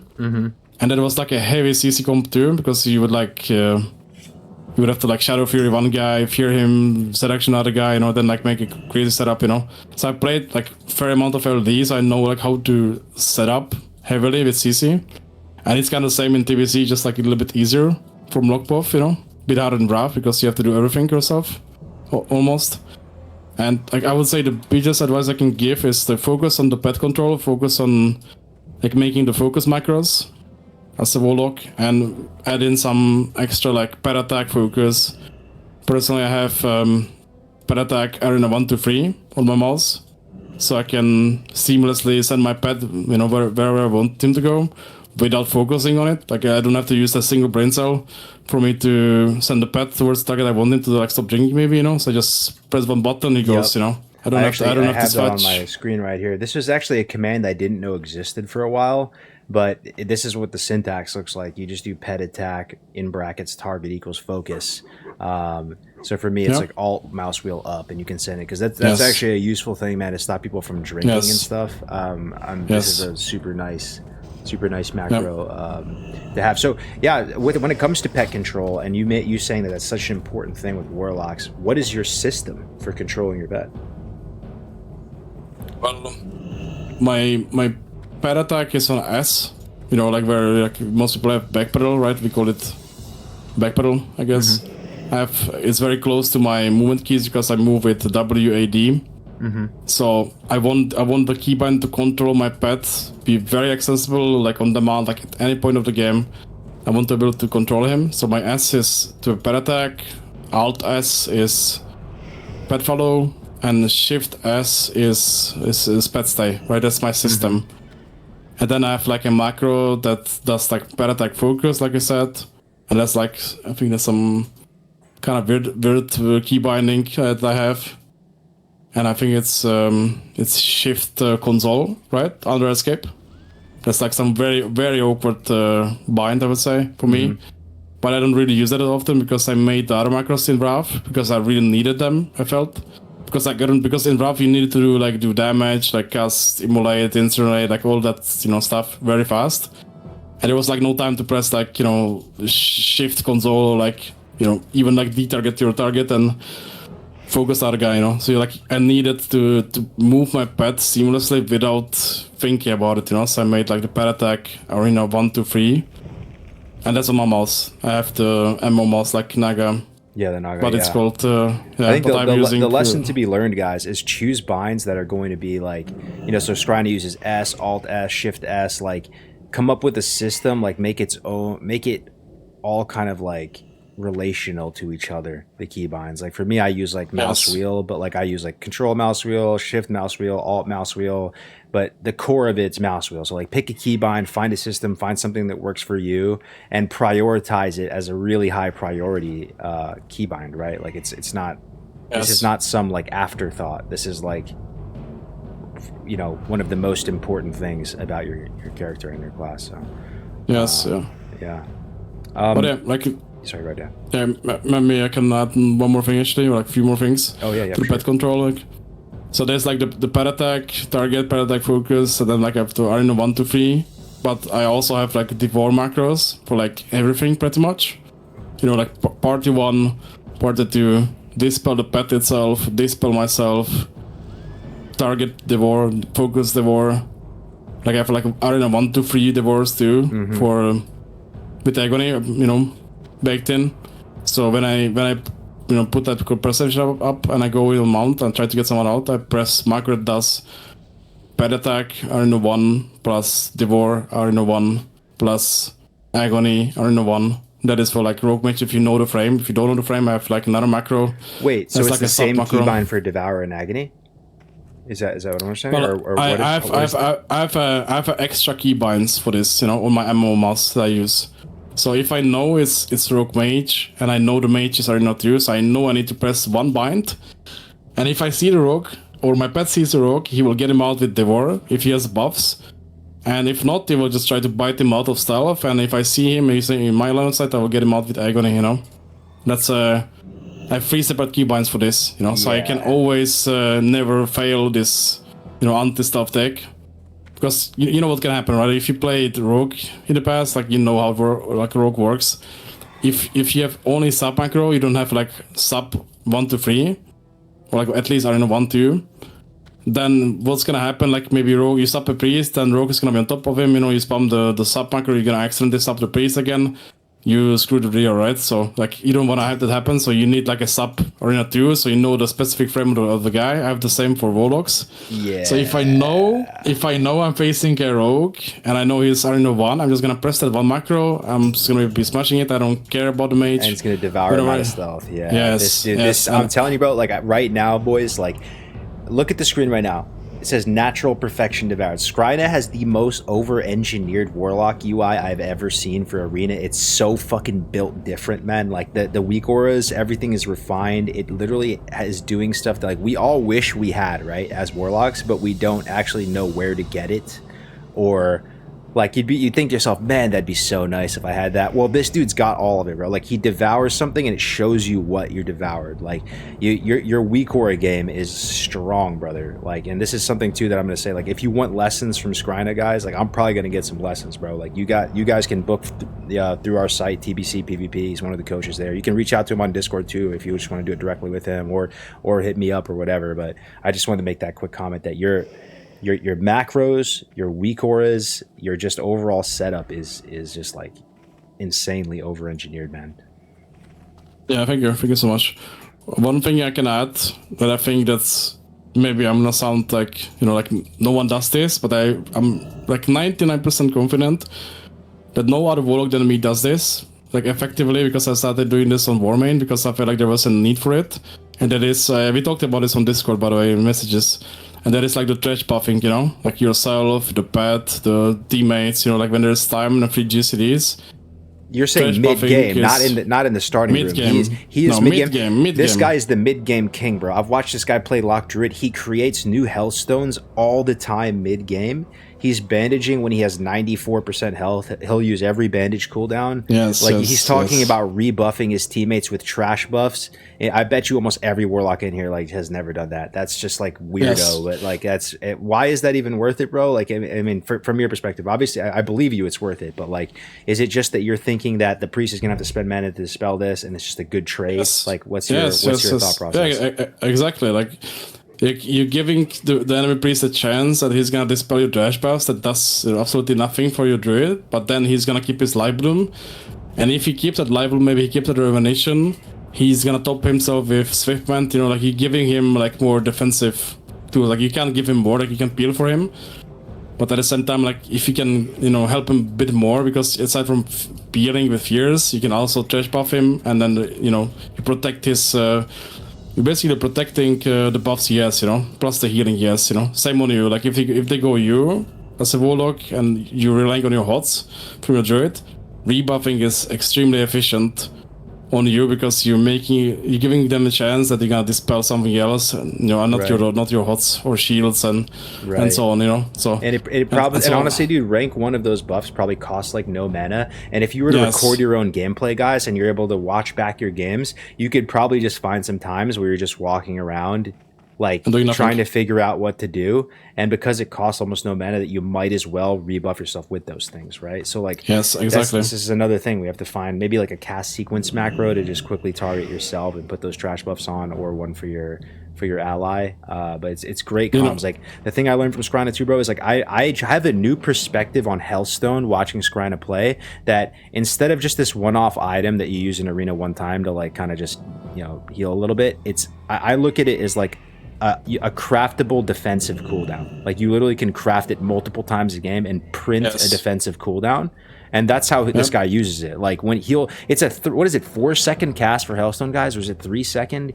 It's 3 seconds. 3 seconds, yeah. Like he's just mid game crafting them all the time. Like and maybe that's in your mind. You use it early intentionally because you know you're gonna have a window to craft another one. That's another one that I'm curious your thoughts on.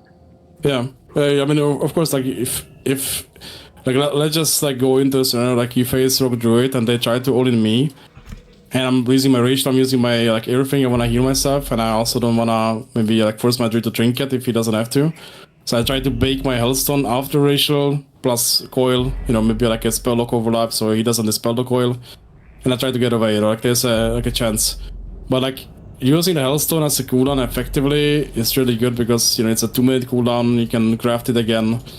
Sure, like you might run out of soul shards, but I think you should be always kind of prepped for this, you know, so you need to like refarm this. Yeah. And I think it's highly effective to play around this, because it's a defensive cooldown. You don't have that many defensive cooldowns in TBC as a Warlock. You don't have that many, so like this is one of them, and you should be utilizing it, you know, a lot. And I did this in Wrath. I think it was like the point that I started doing this in Wrath a lot, because it was actually a big deal, because I think it was mostly with DKs that had like 2 minutes rank, and if he didn't have a Hellstone for a Druid and he didn't use it at the time, then you would kind of desync it, you know, then you would just die. You're just opening my mind to this too. Again, this is level 6 of this. So you make Hellstones multiple times for your partners too? Yes. And I have get this guy out of here, bro. Oh my god. He's if it wasn't bad enough already how many shards you have to use as a Warlock, you're like creating 2-3 Hellstones for yourself, 2-3 for your partner. Okay. Yeah, I'm not saying it there. But like also I have a macro that trades my partner, right? Oh, like gosh. I can like, you know, you can open a trade with a macro mid game, and it's gonna mid game, it's gonna put the Hellstone into a trade. It will accept the trade from your side, and then all he has to do is either press like a similar macro to accept the trade without clicking it, or he's just gonna click it, you know. But that's like the easy part from his point of view, because as a Warlock you have to like open the bags, you know, drag the Hellstone there, like click the thing, you know, then you just lose like a couple GCDs. So it's a keybind you press and the Hellstone is in the trade window already? Yes, exactly. That's guys, the point. We're living in the Stone Age. He's in 2025. We're living in the Stone Age, the Bronze Age, with notepads and paper, and Scryna's got the auto trade Hellstone macro. All right.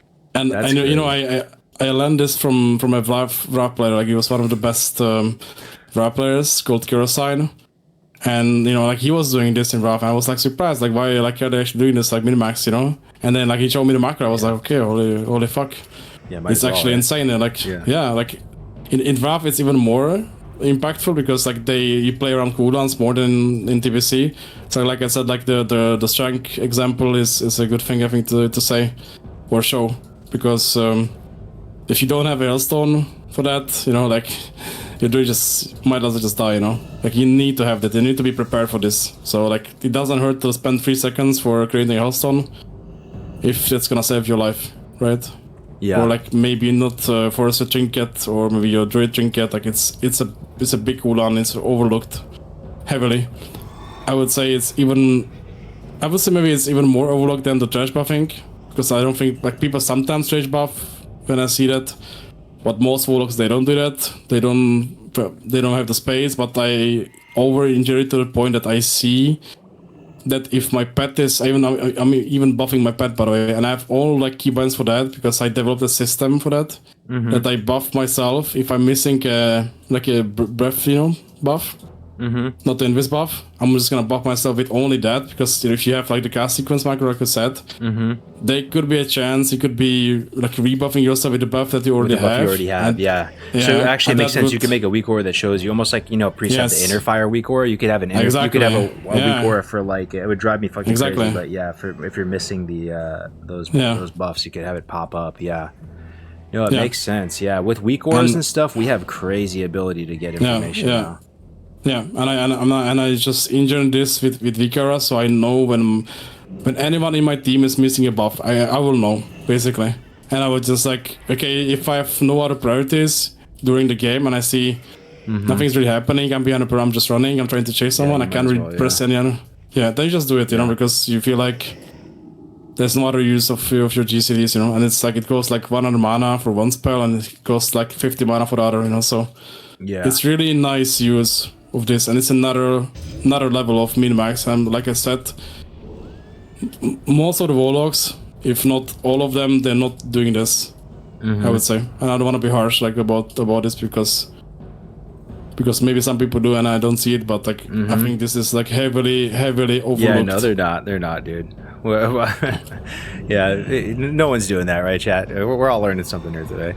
Like Chenimos was doing it in TBC, but like he was also like clicking the friends, and it was like, when he had space he would do it, but he would not really know like when he was swapping the targets.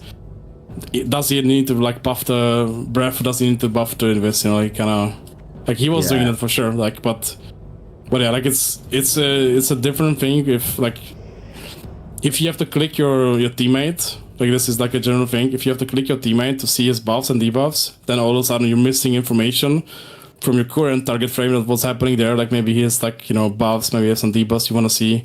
Like it's better to have a macro that does the action directly than you like, okay, I have to like target this guy, then I have to press another keybind, then I go back to my target, Like it's better if you have some macros preset like this, even though it's difficult to find. So you don't track off your... You don't lose track of your target and focus and so on. So you don't lose any information in a game. Makes sense, bro. Makes sense. Here's a quick one, too. This might be useful to the people. So when it comes to 1v1 as a lock, right? Like, I've seen you do some crazy comebacks. I saw one in this video versus Genghis, who's another pretty insane lock from private servers. You sometimes use in our chat today, actually. And you came back massively. And I think sometimes it's tricky to navigate how to approach the lock 1v1 and like, obviously keep the basics are like keep the shadow ward up, right? Like you want to like drain life is probably the best thing you can do if you're spamming it in their face. But how do you approach the lock 1v1? Let's say like you cross killed and now it's you in a lock and you're ring around the rosy. Let's go. Okay, in class, I can probably just expose it now because I already talked about this with the people on stream and people on Discord. But like my number one thing that no one did in Classic, not even like second Warlock, I never seen this to anyone. I don't know why they didn't do it. No one used Drain Life rank 1 ever. By the way, in TBC Classic. Okay. No one used this, right? Yeah. And why I use it is like let's just say like lock is a spell lock, right? And what does he want to do with the spell lock? He wants to lock you on a Drain Life because like you can't do anything, right? And then Drain Life you back. Yeah. So what I do, I wait for him to have it. I try to min-max my other GCs before that, like maybe Corruption, Siphon, Agony, I have like everything up. And then maybe Siphon Life is bad if I want like extra healing. Maybe like rank 1 Corruption is bad for extra procs, depending if it has Fathom or not. But like that doesn't matter in this case too much. Yeah. But like the reason is for rank 1 Drain Life is you want to bait his CS, with like a fast fake, and it works like very well into mages too, because all they want to do is they want to lock you and they want to lock you on the tree, right? You're giving them the spell, like the best spell that they can lock, so they're for sure going to lock it every time. They want it bad, right? They want it bad, and then like you know yourself, they're holding on the CS button, and they want to lock you as soon as they see the drain life. They want to like 0.1 you because that's like the best value they can get. So if you manage to fake them like 0.1 as well with the drain life, you know, even if you will get hit on spell lock on this spell, it doesn't affect you so much because you didn't lose like the initial like max strength drain life mana, which is like 450. Yeah, if I'm not mistaken. Dude, this guy just got that shit memorized. You got the max rank drain life mana spell memorized. Okay, dude. Yeah, I do. Okay, because that's why I don't play with that's why I don't play with the like the spells actually on my board. So I don't want to see the mana cost, you know, because I know the mana cost roughly in my head, right? Yeah, so that's right. I know. Same, right, guys? Yeah, same, right, guys? Right, guys? Yeah, same, dude. Yeah, max rank fear is about 287. All right, let's. Yeah, so like the max strength drain life. If he locks you on max strength drain life, you're not only losing time, but not being able to drain life yourself, but you also lost mana there. You know, you lost like 300 mana, like 450 mana on max strength and TBC, 500 maybe. You lose you get locked, and you also lose the 500 mana, and you didn't achieve anything. Maybe you get like one tick at best, probably not even that. So what I do, I try to bait him into thinking he can lock me on drain life, and even if he locks you on drain life and it's chunk 1, I don't actually mind. I will just try like 1, 2, 3 fakes maybe, depending if he bites or not. And if he doesn't bite, I just let it, let him lock me, on that. And then after the lockout, I'm just gonna do spam max strength drain life. I'm just gonna, kill him with that. Yeah. Because then you want to get to the point that you can max strength drain life, so you effectively get your HP back. So you want to you want to clear his spell lock early by using a rank 1 drain life. Exactly, man. So that you can basically. So you're not really trying to fear him so much. You're trying to there's obviously different variations of the script here, but like in an ideal world, you get him to spell lock you early with max 1, and then you will just triple dot him. Don't go for the quad dot, right? And just drain life with 3. Is my understanding. Exactly. That's what I do, and I did this in classic TBC, and I can guarantee you I won like 90% of the 1v1s or 1v2s I had. Yeah, like if there was a 1v1, then like you can ask like all of my teammates that played with me, or they watched the game maybe on stream. Yeah, I would not lose the games if I was like having at least close to remotely chance. Like maybe I was on like 20% HP. Yeah, and 20% mana, and he was like full HP, full healthstone. Yeah, I would have a strong chance to win that 1v1. That's because crazy, I would like diff him like this, I'm glad I'm asking the question, bro, because like that's the thing, bro. When I'm seeing these like rank 1 players too, guys, like it's kind of just like a combination of everything that they're doing. You're spamming buttons, they're spamming buttons, and like it's kind of like little wins, like little value they generate here and there. That's like the difference maker. It just like results in a kill, or you just have just enough health or just enough mana. Like you're probably not playing so bad, guys. It's just that like they're doing a lot of little things that are adding up. You feel me? So and then there's like obviously the RNG and procs and stuff like that too. But that's really good comms. Let me ask you something too. Like I saw you throw up an elements on the pet. Sometimes it feels miserable going for banishes on pets, even with elements. I feel like it resists sometimes, and it's just the elements, or actually no, it's not that it resists with elements. Is that you try to throw elements on the Fell Hunter, and the elements resist like 3 times, and you're just like hating life, malding, just seething. Like, do you go for elements banish on the pet? Under what circumstances do you do that with an enemy Fell Hunter? I'm on the same page with banishing Ellies, dude. It's insane value, but just with Fell Hunters, well, when you play into like, let's just say you play into Lock Druids, and you're trying to do this like elements on the pet, the smart druids will, because I tell them, and like the better Warlocks knows this as well, they will clear the elements as soon as you get it, because they know it's like insane value. So most of the times, it's not even worth to go for the elements. You just press agony on it. Like if you can do some other things, like some other globals, maybe you can fear like the Warlock, you can do some damage on druid. You don't want like over try elements. But if there is time, there's like we said like before, like if there's nothing else to do in the game, then you can try like some elements, like applications. If you don't get it, just like go for the agony at the end, and like you don't actually like overtry it, because it would happen to me multiple times. Let's say you have full health and full mana, and you're standing in open field. You're standing in open field, no LOS, open field, dueling. And are you gonna go for the elements banish line? No, I will never go for that actually. Yeah, unless elements is already up. Yes. Okay, so I'm on the same page actually though, because I kind of gave up on that, bro. It feels miserable. Like I feel like they're falling behind on globals. Like they're just like dotting you and drain life spamming you, and you're trying to control the pet, and then you just lose. Yeah. So like I can go a little bit more into the 1v1s into Warlocks.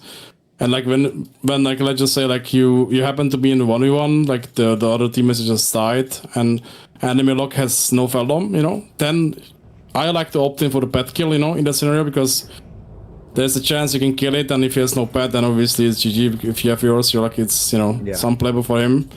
But if he has a Feldom still, like you don't want to overcommit his pet, because you know, like he's just gonna summon another one. You're just wasting your resources, you're wasting your effectively your mana and your life for his pet, which is gonna be resummoned anyway, unless you can lock him. Though that's like, you can also go for that play, sure.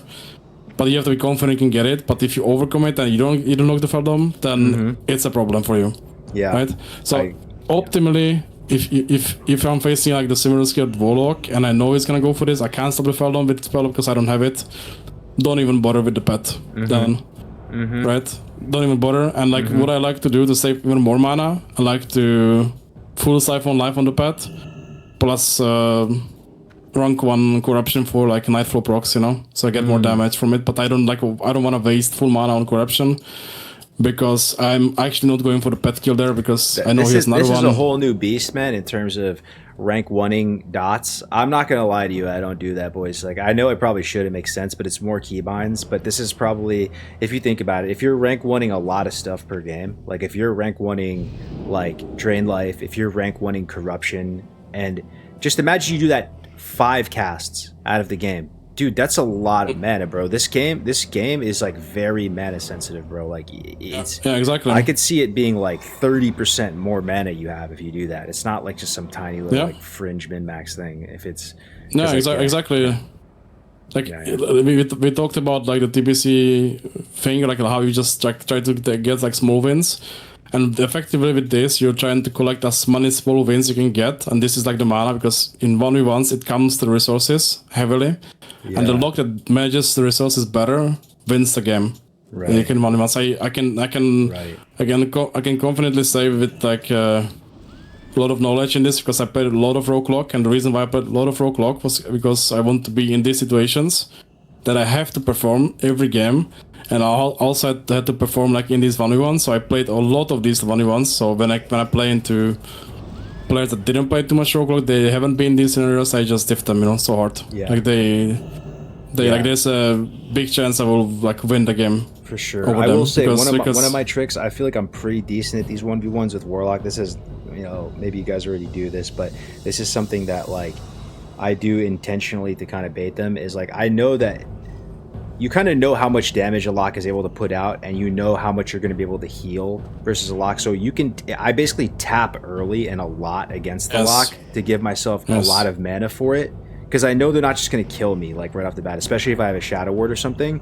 But you'd be surprised if you tap like twice, max rank tap, and you get low, the other Warlock will think they're going to kill you a lot of times, and they'll start playing like out in the open. And then as you trade all of your mana with them, you're at a mana lead, which actually ends up being the huge difference maker in these lock 1v1s. Is who have mana. And the only time I downrank anything, I need to change this, obviously I'm going to get better and do this, but I do have a lower rank life tap. Like it's actually, you'll run into this situation a lot where like you just need a little bit more mana, but you can't max rank life tap, you'll kill yourself, you know? Yeah. Okay, so, what is the rank you're using, by the way? I wonder. I think it's 4. I think there's 7 and 4. So, You know, I'm using the same, and I like initially when I came to these numbers, I copied it, I think, from Wowhead, like back when I started playing Locking Classic TBC, and I kept it still because I feel like it makes sense, right? Like you just tap for max potential, and then you tap for like a half potential, because it's like rank 4 is like in between 7 and like right, it's like in the middle, like a little bit more in the middle, the numbers. So like you get like half value, but I feel like, because I asked about this on Discord, and I also like some people asked me why I'm using this specific rank. I was like, you know, I don't know. It's in the middle. It's really good, because some people like Jin just told me today, when I talked to him about this specific topic, he said he's using rank 1. You know, some people on Warlock Discord that Chris has, these rank 1. they're using. I looked at rank 1. It just 2. wasn't a lot of mana. If you look at rank 1, because exactly. I did the same. Like you, if you look at rank 1, it's pretty easy to tell you can't even cast a spell off of rank 1. It's like 50 health or something. So it doesn't really. Exactly. Yeah. And most of the times, like, even if you tap to like rank 1 spell, you can use one, then you have to tap again. Then it's like another GCD. Like you create additional GCDs, whereas like if you put like a rank 4, so you lose like a little bit more health, but you gain mana for like 2 or 3 spells, I think. Right? And that's all you need in these situations. So, and it usually just comes to this like resource management, like how well you manage your stuff. Like, you know, if you fake the CS, like then you just like drain out the full. You make sure you lock him on drain life. You know, he doesn't drain life of you. Like there's like a lot of small stuff you can do. Not a big thing in 1v1s. I can maybe add is saving your Hellstone or your Battle Master for like the very, very end of situation when he thinks he has you. But then you pop it at like 10% HP and then he doesn't, you know. And then he overcommits. And then you get him like, you know, on his knees. Because he thinks he has you, he doesn't, and then you just drain knife him and he's like, okay, I lost. Yeah. No, that's great comms.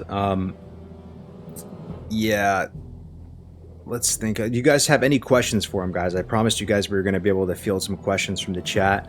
We've already been here for a good chunk of time. We could talk for hours about this stuff, I bet. Like, there's literally... it's a super... I love TBC Arena, man. I'm really excited. Hopefully you guys are excited, too, for the season. My Warlock players are feeling empowered by all this. I went through a phase, man, the first time around, where we're going up against these rogue mages. Everybody has cracked the GDKP gear. The mages have MQG from vanilla. The rogues are getting insane weapons, and like I'm feeling outclassed as a warlock. I'm feeling like, man, I don't scale from this PvE gear, dude. I was in full doomer mode with warlock, and I'm like, man, I chose the wrong class, blah blah blah. But I've come full circle with it. I respect the warlock now, dude. It's a really good class in TBC, and like it's part of it was hearing some of these rank 1 people go like, nah, the best comp in the game is LD, but it's Chanimal LD. They'd say stuff like that, and I'd be like, really, dude, LD for real? You know, like everyone has their opinion on what they think it is, right? But to hear people include Locke in the conversation for like best teams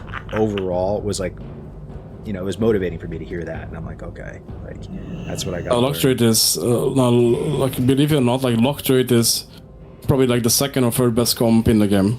Like hands down. Like after season 1, I mean season 1 is like the weakest season for Lock Druid. After that, like you can easily put it like very close to Rock Druid and like all the other comps, you know. Like it's if played well, it's one of the strongest comps, and you can have like the most instant win rates on this comp too, because it's just too good. Like if you're really good, like it will show. If you're like really good, like in comparison to like Rock Lock, because we talked about this, you played it a lot, P2. There's a lot of comms that you just can't do much about, you know. You just like, you face it, okay, and it's most likely a loss, you know. You don't have that as Lock Druid. There's like few comms, they're like difficult, you know, but nothing is like impossible. Yes. Like maybe honestly, double rock is... That's why if you guys are at the start of this, if this is your first grind with Arena, guys, that's probably the #1 advice is pick a comp that's worth investing into, man. So like if you're going to do this, like play something that actually is worth your time, bro. Like, because if I could do it all over again, maybe I wouldn't have chose Lock Rogue, but it is what it is. I still enjoy it. We joke around about it being Roguelock Prison and stuff. Like it's a fun comp in a way. You just got to be kind of sick in the head. It is very fun comp to play, but what I would say, and this is what I tell to other clients I have, I tell them, like, if you're just new to Lock, maybe you're trying to get some games in, like try to play Lock Priest, because you build like the fundamentals with the hero.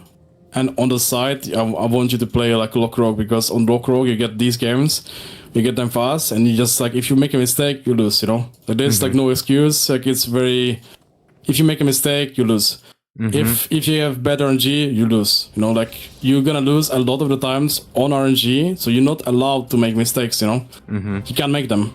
So that's just like how I went from like spamming Rogue Lock into spamming every other comp, because I get to play a lot more games than maybe the people that plays Lock Druid, you know, like I can improve much faster than all the other Warlocks, you know, because I get into more 1v1s, more 1v2s, like I get pressured a lot more, like there's a lot more pressure on my shoulders when I play Lock Rogue in comparison to like Lock Priest, you know, maybe, or like Lock Druid.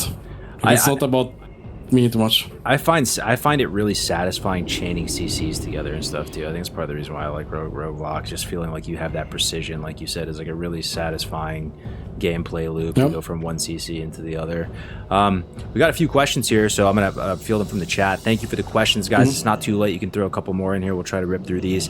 Ask about UA. So I am unironically going to go UA. I'm gonna have a couple Warlocks, right? I'll have an Alliance one and Undead one, but like I am very optimistic about UA and specifically Roguelocke. I saw Shades play it to some good effect, and like the instant howl just is so nice, man. And the dispel protection on UA, like I feel like, you know, Roguelocke is a very tempo or based comp where your opener is very important, and you have to have things go like, you have to generate like a critical unrecoverable tempo before they can stabilize, right? And like UA seems perfect for that, even though you're flimsier.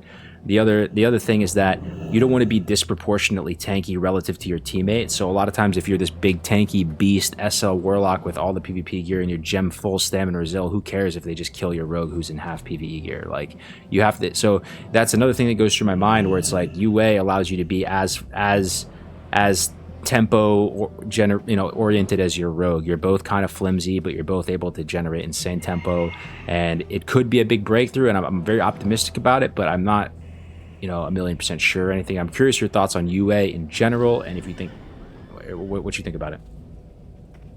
Well, UA, like it's definitely viable. I wouldn't say it's on par with SLSL overall. You can play Lock Rogue with UA, like Shades played it as well. I can say for sure if it's rank 1 viable. Maybe it is. Like maybe like I think it's one of those combinations of specs that haven't been, you know, like engineered too much, because like people don't believe in it. Like Shades believe in it. He's playing it from like maybe season 2. It's like I think it has a potential. I think it could be good, and I think there's a lot of room for improvement in that specific talent choice, and I think I want to play it as well, like a little bit. I want to try it out. I have like a specific build in mind that I want to play in UA. And Shades is opting for Shadowborn, right? Like he wants to play like full aggro, like but it's also the faster immolate, dude. It feels so good, bro. The 1.5 is crazy, dog. Like it feels amazing. Yeah. Like it could be good, but I would personally play, if I'm playing UA, I like to play the other way around. I like to play for Feldom.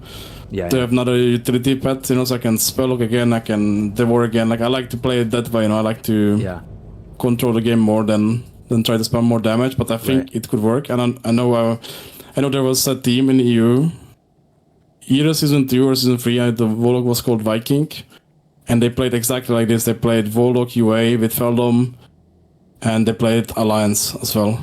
Viking and I don't know the rogue name.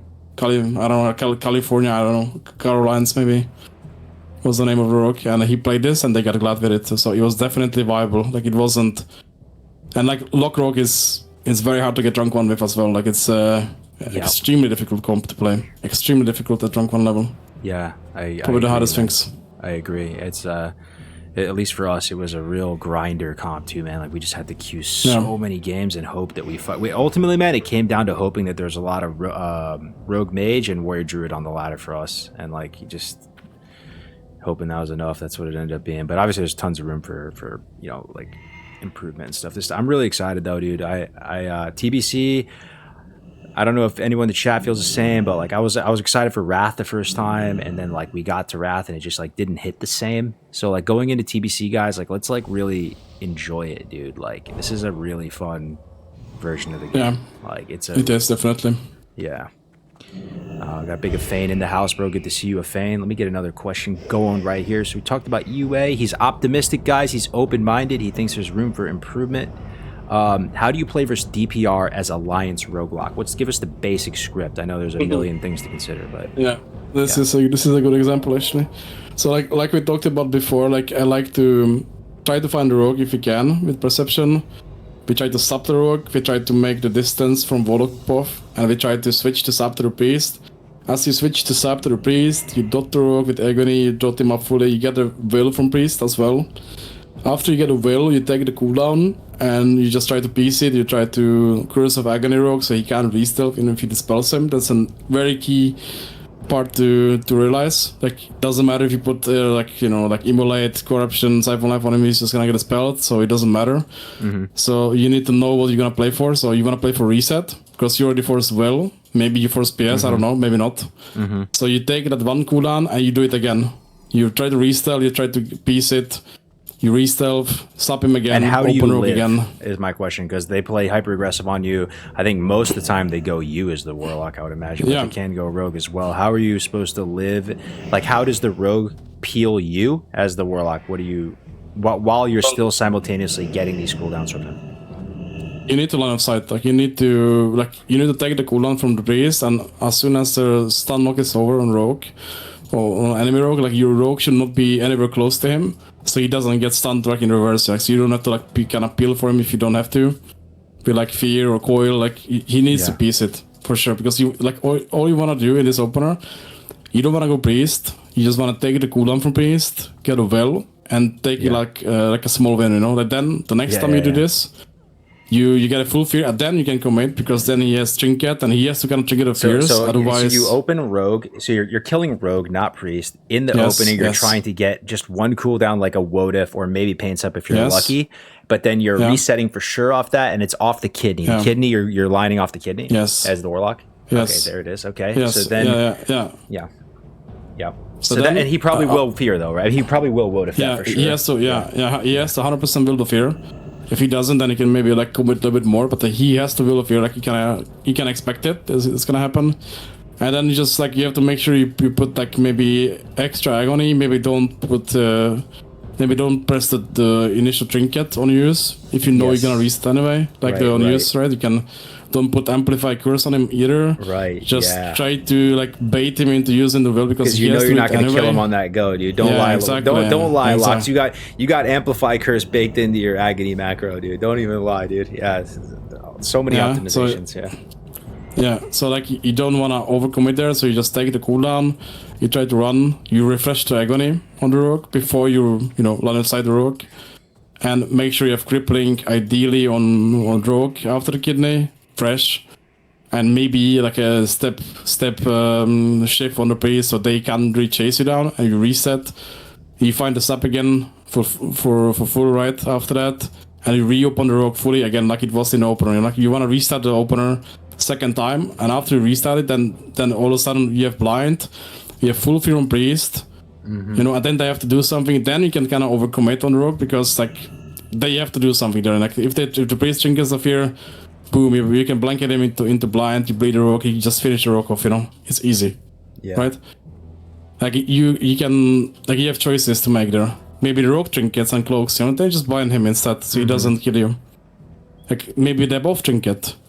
Then you can choose, okay, we're just gonna continue rogue, we're not gonna bind rogue, we're just gonna bleed him, so he can't cloak vanish. You dot him again, and you blind priest safely, so he doesn't def it, and then you just close out the game as it is. It's all easier said than done, though. I'm thinking through my mind. There's so many things that can happen. There's so many resists. Like, even if that goes perfect, right?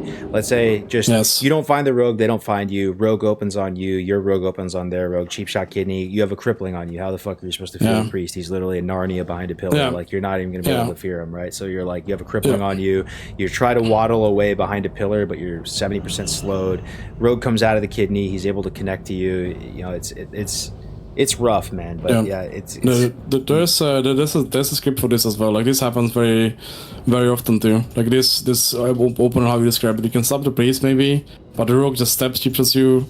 As a Warlock, he gets a cripple, and then all of a sudden, like, you kind of need to play defensive, and then you need to kind of go from the optimal plan, right? When you stop the rogue, then you stop the priest, you get an opener, you get a fear, you get a will. But then if you don't get this opener, which is like the hard part, you need to create a situation from this point onwards. You need to, like, you somehow need to get a fear on priest. Ideally, you also need to kind of kite out, the rogue, so he doesn't connect you after he's like free. So you need to like make sure you cheap shot gouge, kidney him, you run, to the pillar, you try to kite him. The priest comes in, tries to do damage to Warlock, and you need to just lift to next to Arians, But like that's like the hard part of that's the hard part of Alliance, by the way. Like, even if you play Alliance, you don't get the opener, then all of a sudden like you're just on the back foot because you don't have the will for second, you don't have the options, anymore. You can't really go priest because if he fears you one time, you don't get a dispel on him. When you play roguelock, man, are you on the same page as Bobka, or do you have a different mentality on Coil? Like Bobka is like literally main character POV rogue player. I mean that with all due respect. I love that dude, but like he literally is the main character in his story and wants every cooldown to help him accomplish the mission, right? Like he wants Coil every time for me to peel him. You know, like is that how you're using it as well though? Like your rogue is that That's like what I was talking about before. You need to realize what is a good coil and what is a bad coil. And if you don't have perfect coil for damage, like they're bleeding maybe, like let's say you get the perfect opener on rogue, they don't press anything, they're very low HP, they don't still want to press anything either. Like you could potentially gamble it and try to kill him on the coil, maybe he doesn't drink it and he just dies. But it's a risk, Like I don't like to take too many risks because there's like too many as you play the comp. So if I don't really feel like I'm gonna accomplish anything of the stuns with the coil, I would rather save it and like try to screw his vanish, like instead, because I try to treat my coil as a defensive cooldown more than as an offensive cooldown. As a defensive cooldown. Okay, so that's really good to hear. More. So it's more of a defensive cool. You heard that, guys, than offensive. I use it offensive mainly, and I think that's a mistake. I try to basically like combo it off of another CC when we're trying to kill someone, which is probably like level 1, right? And there's like level 2, level 3 of. It's like I said, like you need to realize like what was the opener? Can you actually kill him there? Like. What was the opener, like, do you have enough damage? Like, you need to realize if you're gonna commit or not, and you need to realize that fast, because if you're gonna commit and you press the coil and you don't force trinket, you don't force anything, then you just like waste the coil, It's very hard to describe what is a good coil, what is a bad coil, but if you're not sure, like, don't use it offensive like this, because then you're gonna miss it when he opens in your rogue and you can't have any peels on him. I really think that's an incredible tip for newer Warlock players, guys. I hope you're hearing what he's saying. So like your general mentality on your coil is like a defensive cooldown to help your teammates or help yourself, as opposed to, push damage on them. If you're not sure, like use it as a defensive cooldown. But like we're talking rogue lock now, right? So it's a bit different when you play like, let's say, like lock druid, maybe lock priest, like you try to get a trinket and then capitalize on the coil, because then you're just holding the gun and you're just waiting to pull the trigger whenever you want it, on your terms. And that's a key takeaway, I think, for most players, because a lot of people like to okay, I can get a fear, like, and I can't fake cast this, like he's just gonna kick me, like I'm just gonna coil him into fear for trinket, but then what then, Like you don't have any options anymore. Like you can get a fear like into like, let's say we're a druid, like it's a different mentality, like when you play different comps, like when you play rogue lock or like maybe RP, like most of the times when there's enemy rogue and you're not sure if you're gonna kill, it's better to just like, okay, I'm gonna coil the rogue off you whenever he opens, when he vanishes, I'm gonna coil him. Yeah, that's what I call on Discord usually. I'm gonna coil his vanish, so I'm gonna let him vanish on my rogue, and I'm like trying to stay close. I'm trying to coil him as he does it, so he has to overlap the kidney over the cheap shot, so like he's effectively shorting his CDs. Or like CC on my rocks. So like it's still good. And even if you overlap it with the kidney, it's still good, I would say. Okay. Because that's good. That's the quote. Okay, we got a lot of questions. Let me try to speed this up, guys. Thank you so much for your time. I think we're already over. Are you okay? Do you have to sleep? Or are you? It's all good if you have to go to. I know it's super late. No, we can do a couple more. Yeah. Okay, sure. We'll do a couple more, guys. I'm gonna keep doing some more questions, guys. If you want coaching with Scryna, you can DM him directly. It's all good. You can DM me. You can go to our site, which is tbcpvp.com. You can book with him there. A wealth of knowledge, dude.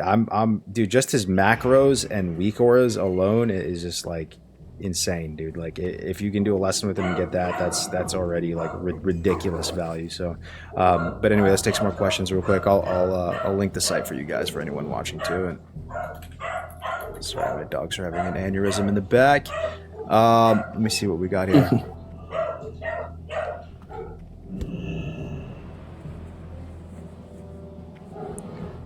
Okay, let me see.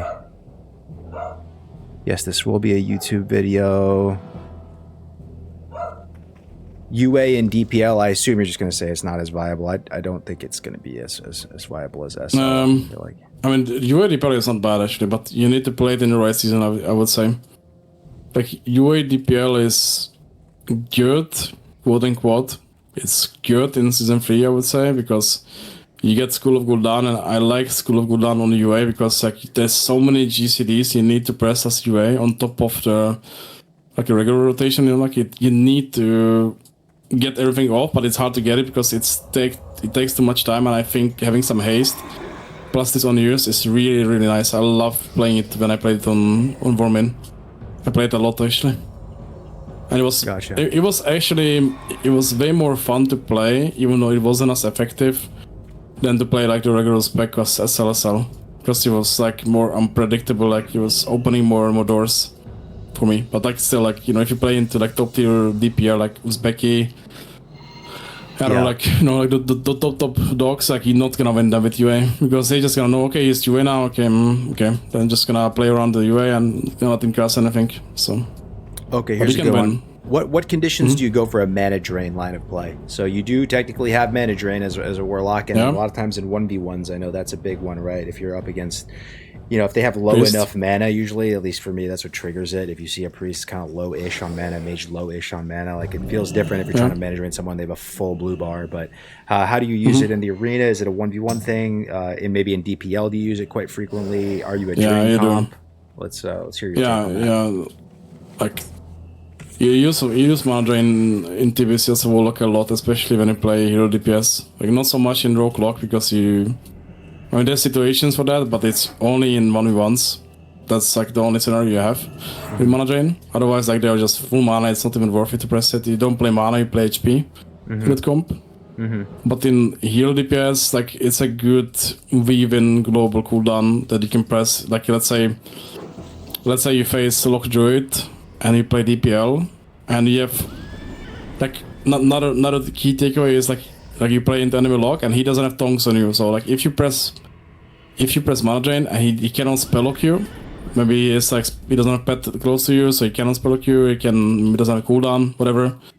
Then it's a good global to press on Druid because he really has to shift the drain, and if he shifts the drain, then you effectively burn like 500 of his mana right away without too much effort, you know, like you wanna force him into bear like this so much. But if you have tonks, then it's not even worth to press any mana drains. You know, it's not even worth to press most of the times Hellfire with tonks because it just takes too much time to channel it. Like that's like the takeaway I would say. Like That's you need to wait for it to drop. To be honest with you, I never knew exactly how that worked with tongues and drain. I didn't know if it was unaffected or not. So it basically just slows down the ticks channel, by 50%. Yes, it just slows down the ticks. Yeah, so you don't want to do it because it's not effective. But you want to weave in those drains when there is no tongues and you can't get spell, because it's kind of bad if you don't have your dots up and then just all of a sudden you press mana drain. Okay, nice. But then you just got locked by enemy warlock, you know? So you just wasted like 6 seconds of your time, which you could have used for maybe some dots, you know? Like, so what I like to do into maybe like mages, like when I try to spam some mana drains, I try to fake them with mana drain too. Because like especially mages, like when they play hero DPS, like they hate the mana drain, they hate mana drain, they hate tongs. Yeah. So as soon as they you get into this like stale mode, right? They see drain, they okay, I need to spell this, I don't care. They need to crash out. Yeah. They just crash out. They crash out so hard actually when they see the mana drain because they like, oh, this guy is just, you know. This is where his brain's at. He's trying to make me not have fun. Yeah. Yeah, exactly. So I used to do this a lot in Vrav because in Vrav they were especially allergic to this move, you know, because they as soon as you did, they were like, oh man, like I don't want to deal with this. I don't want to play another like 10 minutes arena because of this warlock wants to drain me, you know. Yeah. So like it's a very unethical thing to do, but it's very effective and it's something you should do if you play the Warlock class, right? 100%. It happens all the time. You get into a 1v1 with a healer, they're like motivated to fight you. The second you press blue bar, they crash out and leave the game. It happens like every few sessions. Yeah, so. They do actually, yeah. Yeah, the blue beam crash. Yeah, it definitely has a space for it, you know? And it's really good into like I said, like lock through it. Let's say you're playing like LD, right? And you're up against DPM. Let's say it's Disc Priest Mage, 2 blue bar enjoyers. Are you trying to. I could see. I don't play LD, right? But like I could see a world where your strategy is to just make the mage as fast as possible, and you're like tongues on priest, dots on mage, and you're just blue bar mage as much as possible. But maybe that's not how it works. So I mean, it depends how the game is going. But if they're trying to move on your druid, meaning they're just chasing him, they're trying to get him into fear. And then mana drain him as well. Like that's the thing. Like mage priests are complaining about mana drain. What are they really doing though? Like they're really just fearing the druid and trying to damage him or burn him. You know, like they're doing the same thing effectively. You know, but it's not like frowned upon. So that's the kind of like there's a lot of hypocrisy in this statement where they say like they hate like if warlocks are lame, but they do the same thing effectively in TBC and RAP. They just burn. You know. They just press mana burn and go figure. Like the biggest mana users complaining about mana burn. Yeah, exactly. Priest exactly. mage. Like exactly. There's a lot of hypocrisy in this. So like, if this is the situation, they're chasing your druid to do this. Like you don't wanna press mana drain on mage because you have a shot you have a decent shot to CC priest and just go mage. Like you can just CC him with fears. You know, keep CCing him, play for CC, go mage, dongs him, and if you have like a spur globals and you know you're not gonna kill there, you just wanna buy some time, you can be in some mana drains, you know. They're very likely to CS it right away, so you can kinda fake CS there easily. Because they hate the mana drains, they hate it. Yeah. Same with tonks. And I love pressing tonks. Yeah, tongues. It feels so good, man. You should It's try so it. good, If you haven't played Warlock, try it, man. Put a tongues on a shaman and just enjoy. Feel so delighted. It's chef's kiss. It's a great feeling. And on mages too, honestly, it just feels good every time. Let's do one more question we got from Chaz Burner. Are there general rules you use for knowing when you want to play off versus on a pillar, or any general positional tips you have, or situational tips you have? Yeah, it's that's a good one, man. That's a good one. Yeah.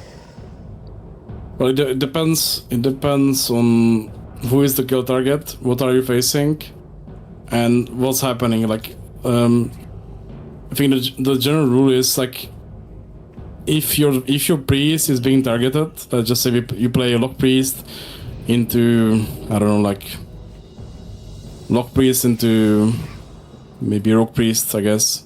You know, could be other comps too. But like the point is, maybe even word druid. The point is like, if you stay on a pillar, like the druid or the enemy hero will find the space to heal the other guy. So if you don't move accordingly where the priest is, then you're never gonna get any CC on the enemy hero like this, because if they go my priest or they go me, I have to move myself in a position where I can expose the enemy heroes positioning, so that we can get some burns on him, maybe we can get some fears, like, you know, like just expose them, you know. Like if you stay on a pillar, like the priest gets the other pillar, like you can't get anything on him, like he's just protected, you know. So you need to play with the position like a lot. Like you need to realize, where is the priest standing? Okay, I have to stand here. Like he can't heal this guy if I'm here, like, so I'm effectively CCing. Like positioning is quote unquote CCing the enemy here. Like if he's if you're playing it right, like he effectively CCing him. If he doesn't come, if he comes, then you can burn him, you can do stuff to him. But like if you don't move properly, that's such a based way of thinking about positioning. Good positioning is ceasing. You're literally fearing them. You're fearing them while being LOS for them, you know. The other thing is too, is like, you kind of need to know. So TBC is kind of rock paper scissors in a way, right? Like I don't know if it's the same at the rank 1 level or whatever, but like generally, if you're a warlock, you don't like it when a rogue is beating your face in. It's hard to stop him from doing that. You don't like it when a warrior is sitting on you, like, and it's the same thing, like, that other classes have those, right? Like if you're a hunter, who's the biggest nightmare for you? Warlock. They hate warlocks. Like warlocks just like they're able to tap, like their whole drain win condition doesn't work. You know, he's connecting with them. It doesn't even need to see you. He's got like dots on you around a pillar. You know, every class has that checks and balances. So I think knowing like where your class stands in that rock paper scissors is going to help you figure out like, okay, do I need to be line of sight right now? Like, because you will find out fast, like when a rogue connects to you, you're having a bad time. So they like to sit on you, so being, you know, out of their line of sight is generally a good thing on a really basic level. So like you can put this into perspective. If you think about like lock priest, most of the lock priest, if they let's just say they play Horde, they like to go to the ice spot. I like to do the same, because what that does is it forces the enemy rogue, for example, if it's a rogue priest and priest as well, it forces them to go into the open, so they can't avoid your damage and your CC that easily as if you're playing on a Pyre. Then they just come to your Pyre as well, and then you can't get a fear on them for free, because they just like they're protected by the Pyre you're at, so you need to think about this too. You want them in the open always. Yeah. So you're giving them a choice, like, okay, if they come to the open space or they heal from the side, and then you can kind of like get like we said, like some free CC on the enemy by just moving yourself in a position that if the rogue goes there, like he cannot get healed, so it's like a 2-second heal, like a CC effectively if you move well. Like there's another example could be in the ground there is the ice spot, and there's like these like small corners, right? Yeah. On the ice spot that you can hide in. If you bring the rogue there yourself, you cannot get dispelled. That's one thing. For many priests, that's like a really good thing to do. You're forcing him to come literally into the open, so you can get line of you to. So that's to where you dispel start him, or something. You just wait there. Yeah. You can just wait there. You can just wait for him. Basically, if you play Horde, if you play Alliance, you can pop Perception. You can try to open the game like without just rushing them. Yeah. And getting the better positioning. Basically, right. But You if you can see it on don't- the screen, guys. It's this little like cubby here. You can just basically wait in there, and like the main thing is the dispel, right? So the enemy priest can't dispel unless they go into that cubby. Like there's no angle. Yeah, exactly. Yeah. Exactly. Like that's like one smart thing to do. Another thing is like if you hide properly, like the rogue can has to like go like in and out, so he can get healed, so he doesn't get autos. Maybe he doesn't like get to press all the buttons he wants because he's like effectively aligning his hero. So you're forcing. You're giving the priest again. Like you give him a choice. Like he either comes to you, so he's exposed, or he doesn't come and you just sees him, just go rogue. Like you can just do that. But if the priest comes to the open, you can just send him, if you want. Yeah. If you decide to do it. But depends how you wanna play the game. But like line of sight and positioning is a key part, especially when you play low hero like low hero like any heroes, I think, and casters. I think it's a big thing. Maybe like mage priest too, like you can use this technique. I actually think that's one of the hardest things about lock low key is just like you and priest have the least mobility in the game. I don't know if there's another class that's in the same. Yeah, exactly. I'm pretty sure everyone else has mobility. Shaman has ghost will, druid obviously 9 million ways to get movement speed. Warriors are bouncing around all over the place. Rogue sprint. You are a potato certified. Same with you and the priest. So like where you choose to fight is a big deal, right? If you get a crippling on you, you cannot take that off. You are pretty cooked. So. Exactly. Yeah, that's so. It becomes even more important when you play lock in TBC because you can't really move. You don't have portal like you have in Wrath and other expansions. So effectively, your positioning is that important, and your path, like you can't make mistakes like this. Otherwise, you will get hard punished. Yep. When I've asked people about Chanimal too, they that's what they've told me, because I've never really played with him. I played against him a few times. I've seen him on ladder, obviously, but like they're like his positioning, he's always in the right place at the right time and is able to connect with fears and stuff. And it's hard to teach that. I guess you just have to just play a lot and probably think ahead. Experience. Yeah. It's an experience thing, definitely. I played in the channel a lot as well myself. And I would say I lost majority of the games. I think I won some games, but like lost like the majority. And I can tell you for sure, like it wasn't always that he gapped me, like like he did like a lock diff on me. It was just like mostly his team did more like better decisions than mine. They just like creep up the wins, Yeah. Maybe he had like a comp advantage, but like when it came to like lock versus one, like gameplay matters, like who faked the most, it was like usually going, I faked him, he faked me, like it was like back and forwards, That's dope. Like the fact that you played against them and you held your own against them and you actually got wins on him and stuff too, man. That's really awesome, dude. Like that's how probably most people consider the GOAT of Warlocks. So that's Did you play much against Snuts at all, or not so much? I know he's played into him. I played into him in Kata, but into Chan, I think if I won, it would have been like, I don't know, like less than 5% of the games. Like it was legit like that much. He just destroyed me so much. Oh damn! So he really is built. But it wasn't. I mean, he is like he's And people are saying like he's the logo, but I think he's just like he's like goat of a player. It's not even like not even lock specific. Yeah, it's not. I wouldn't say it's not even luck because he's just he understands the game. Like he understands the game too much, I would say. And the fact that he plays a lot, it makes it even worse. Yeah. So maybe in the future, maybe there's a chance for other Warlocks to. Yeah, dude. I heard he's like playing. Better. Someone told me they actually is playing this time. He is. It's so funny. He actually was playing the other day. I heard with Peekaboo, and people thought it was me. Was anybody watching that? Dude, Peekaboo had like 4,000 people, right? They're watching him, and Peekaboo's partner's name is Kargo's ex-wife, and they all thought it was me, dude. But it wasn't me. I wish it was me. No, but yeah, like Chan is just. Chan is just built different, yeah. But I can tell to everyone right now, like when I played into him, and then I played into any other Warlock on ladder, on any expansion I played on into him, the difference that was, between those other locks, I had I only had issues, I would say, into him than most of the other Warlocks. Like it wasn't like it was possible to win other ones, like it wasn't that much harder.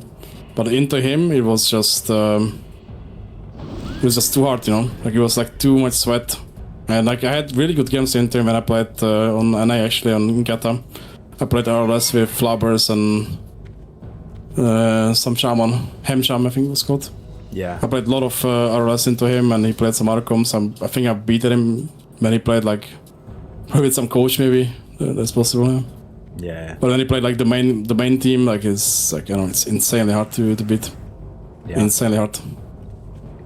Well, GG's, man. That's a hell of a session, guys. I'm gonna link Scryna's Twitch right here. But if you could please, actually, if you're AFK listening to this like a podcast, just tab back for 1 second. Just double check you're following him.